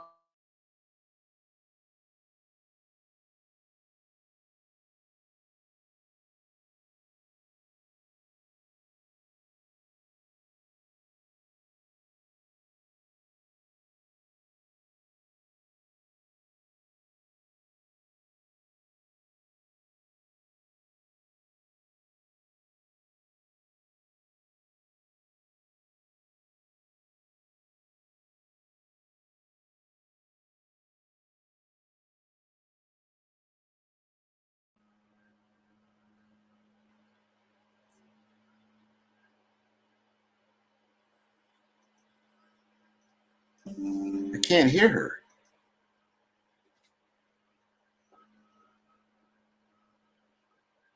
Okay, I want to make sure that we could hear her. It seemed like we lost some audio for some odd reason. However, I wanted to clarify and make sure that the Olympic site that'll be on TV will be streaming, and that'll be for Black business only as a membership. So there will be a membership and a subscription in 2024 as a hub that it's not on there now. They're going to have their own CRM that's going to be a part of that. And these are some of the ways that they'll be able to utilize AI going forward. Email automation, that is so big in knowing how to market. And not just, it's one thing having the technology, but you have to have the correct messaging. And that is understanding the audience. It's just like if I were in another country and I began speaking English and they spoke only Spanish, I'm going to have trouble communicating with them. We need to understand our audience and what they're hearing, not just what we're saying. We obviously know our business probably very well, but we may not know how they view our business from their lens, and usually it's from an application standpoint. How can I utilize the Black Business Network, the Black Business Olympics, and all these different companies that are there to my advantage? I need to hear what that looks like. What are the applications? So the Black Business Network is making that much easier as we go forward. to communicate with a lot of different people, and they'll want to then opt in as a business owner, or more even specifically, as a sponsor. Remember, this is a fundraiser for our children to get access to technology, to get access to capital. I don't want to hear about someone that's interested in going to college and like, wow, you know what, I wish I could go to college, but finance is a barrier.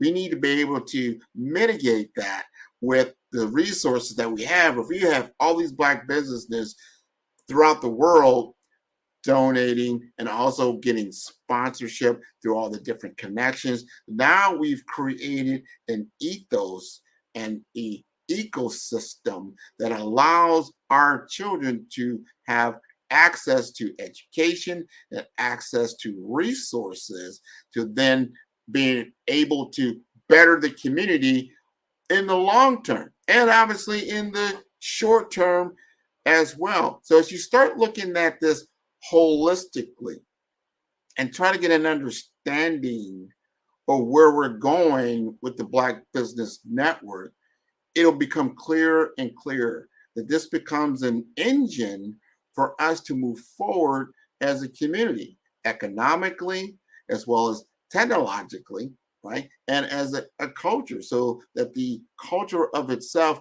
benefits and everybody benefits, not just one person or just a few people. No, everyone has an opportunity to participate in the Black Business Network. And they're like, what? You know what? I want to do business with the Black Business Network. Show me how. What can I do? Or I have resources that I want to go ahead and make available to all the people that are involved in this community, because we all work together. So whether you're a Black business or a non-Black business, you have ways to interact with the Black Business Network that aligns with the mission, that aligns with the vision, and it aligns with the purpose in which we are creating this ecosystem in this community going forward. So can you imagine, instead of going to CNN or Fox or some of these other platforms and broadcast stations that you know exactly where to go to get information about Black business. You get, information about Black news. You get information around what's happening in the academia world, what's going on in centers of excellence throughout the United States that has focus on all the different HBCUs in America and what they're doing. Besides just playing football, they're obviously doing a little bit more than that. No, they're learning about all the latest and greatest in marketing. They're learning the latest and greatest in business. They're learning the latest and greatest in technology and all the other avenues for career and business development. We need to insert ourselves and close that gap in the wealth gap, close the gap in the knowledge gap, understand the digital divide. I think we found that out during the COVID time period, that everybody had to go digital. Who had access to digital technology? Who had access to high-speed internet? Because in today's economy, as we move forward, you need not just internet connection, you need high-speed internet connection that can support some of these larger constructs of video technology, virtual worlds, and the like. And it's only going to get more and more as far as bandwidth intensive as we go into 2024 and beyond. This is the playing field in which we are working in. We got to make sure that the generations that are following us have the capabilities to do and the familiarity of working in this space. Lots of kids out there are operating on these gaming systems and maybe or maybe not don't realize how powerful they are. They're not just games. They're not just games. They are sophisticated computer systems operating very, very, very powerful technology. If you've never heard of a CPU, all right, that's a central processing unit. And you have GPU, right? That's a graphic interface. Those graphic cards are very powerful. That actually was making quantum computing something a relevance, as well as all these other techs that are coming along. those chips are already in these gaming engines. So if you're operating or you understand Roblox or you understand Unity and you see these digital worlds that are already created, you can create them. That's the message I'm getting to. You can create them. Your kids can create them. So when they open up those gifts in a couple of days and you realize, hey, I might have got you the latest Fortnite or the latest other, more popular games, help them understand that they can make games themselves. There are tutorials inside of those games that they can go ahead and engage with so they can make their own game. They can go to many, many resources out there now on YouTube and some of these other social media platforms that they're probably aware of, you may not be aware of. They can go out there and understand how to create these games and how to gamify. Gamification is a big economy right now. I think it's probably in the billions, if not trillions of dollars. There are esports now where before, like, hey, my kid is playing the games all the time. You can get a scholarship to go on to some of these platforms and move forward. So this is a big, big, big thing. We're getting to the end of this hour. You cannot wait and see what's going to come out in 2024 on the Black Business Network. It is going to be something to see. So if you have seen things that we've done here in the past, you're going to love where we are going. Now, I'm going to remind everybody again, the Black Business Expo's mission is to raise funds for high school seniors going to college or K through 12 entrepreneurs. This expo is a fundraiser for students. You may go to www.blackbusinessexpousa.com to donate to the scholarship fund or use the Cash App that's on the screen below, and that is $BBXUSA. Our goal is to give laptops and up to $5,000 to 10 students. Students can register online at www.blackbusinessexpousa.com. Every dollar counts. So you want to remind you to donate to the scholarship fund. We'd like to thank our Black Business Expo USA sponsors for December 2023.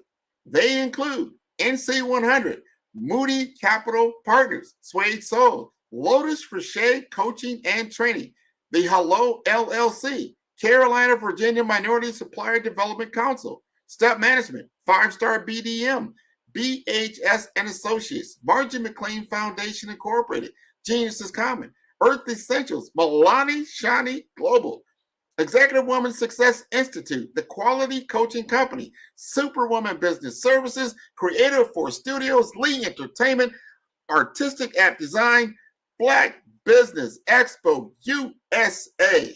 Genius is Common. Now see you on the other side.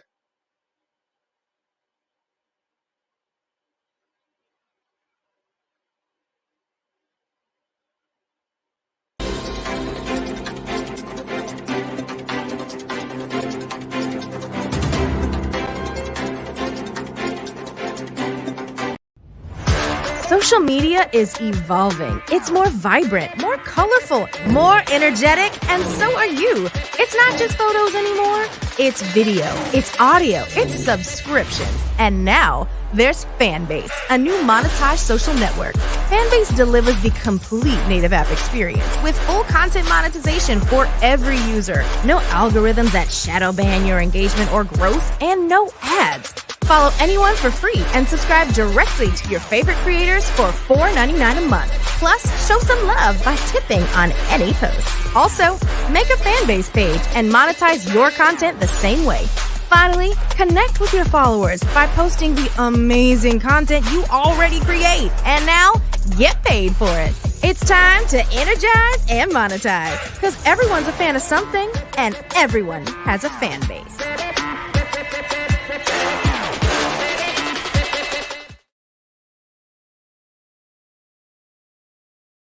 Sometimes you got to hear the news from the Black perspective, and more specifically, Black publishers. And that's exactly why you have to download the Hey Tie app, the largest mobile app delivering breaking news, videos, and podcasts from 200 of your favorite Black publishers. Yes, 200 Black publishers delivering news as it happens, literally all in one app. Go to HAYTI.com or download the app in the Google Play Store or Apple App Store. It's completely free, along with information that you can trust, so go check them out.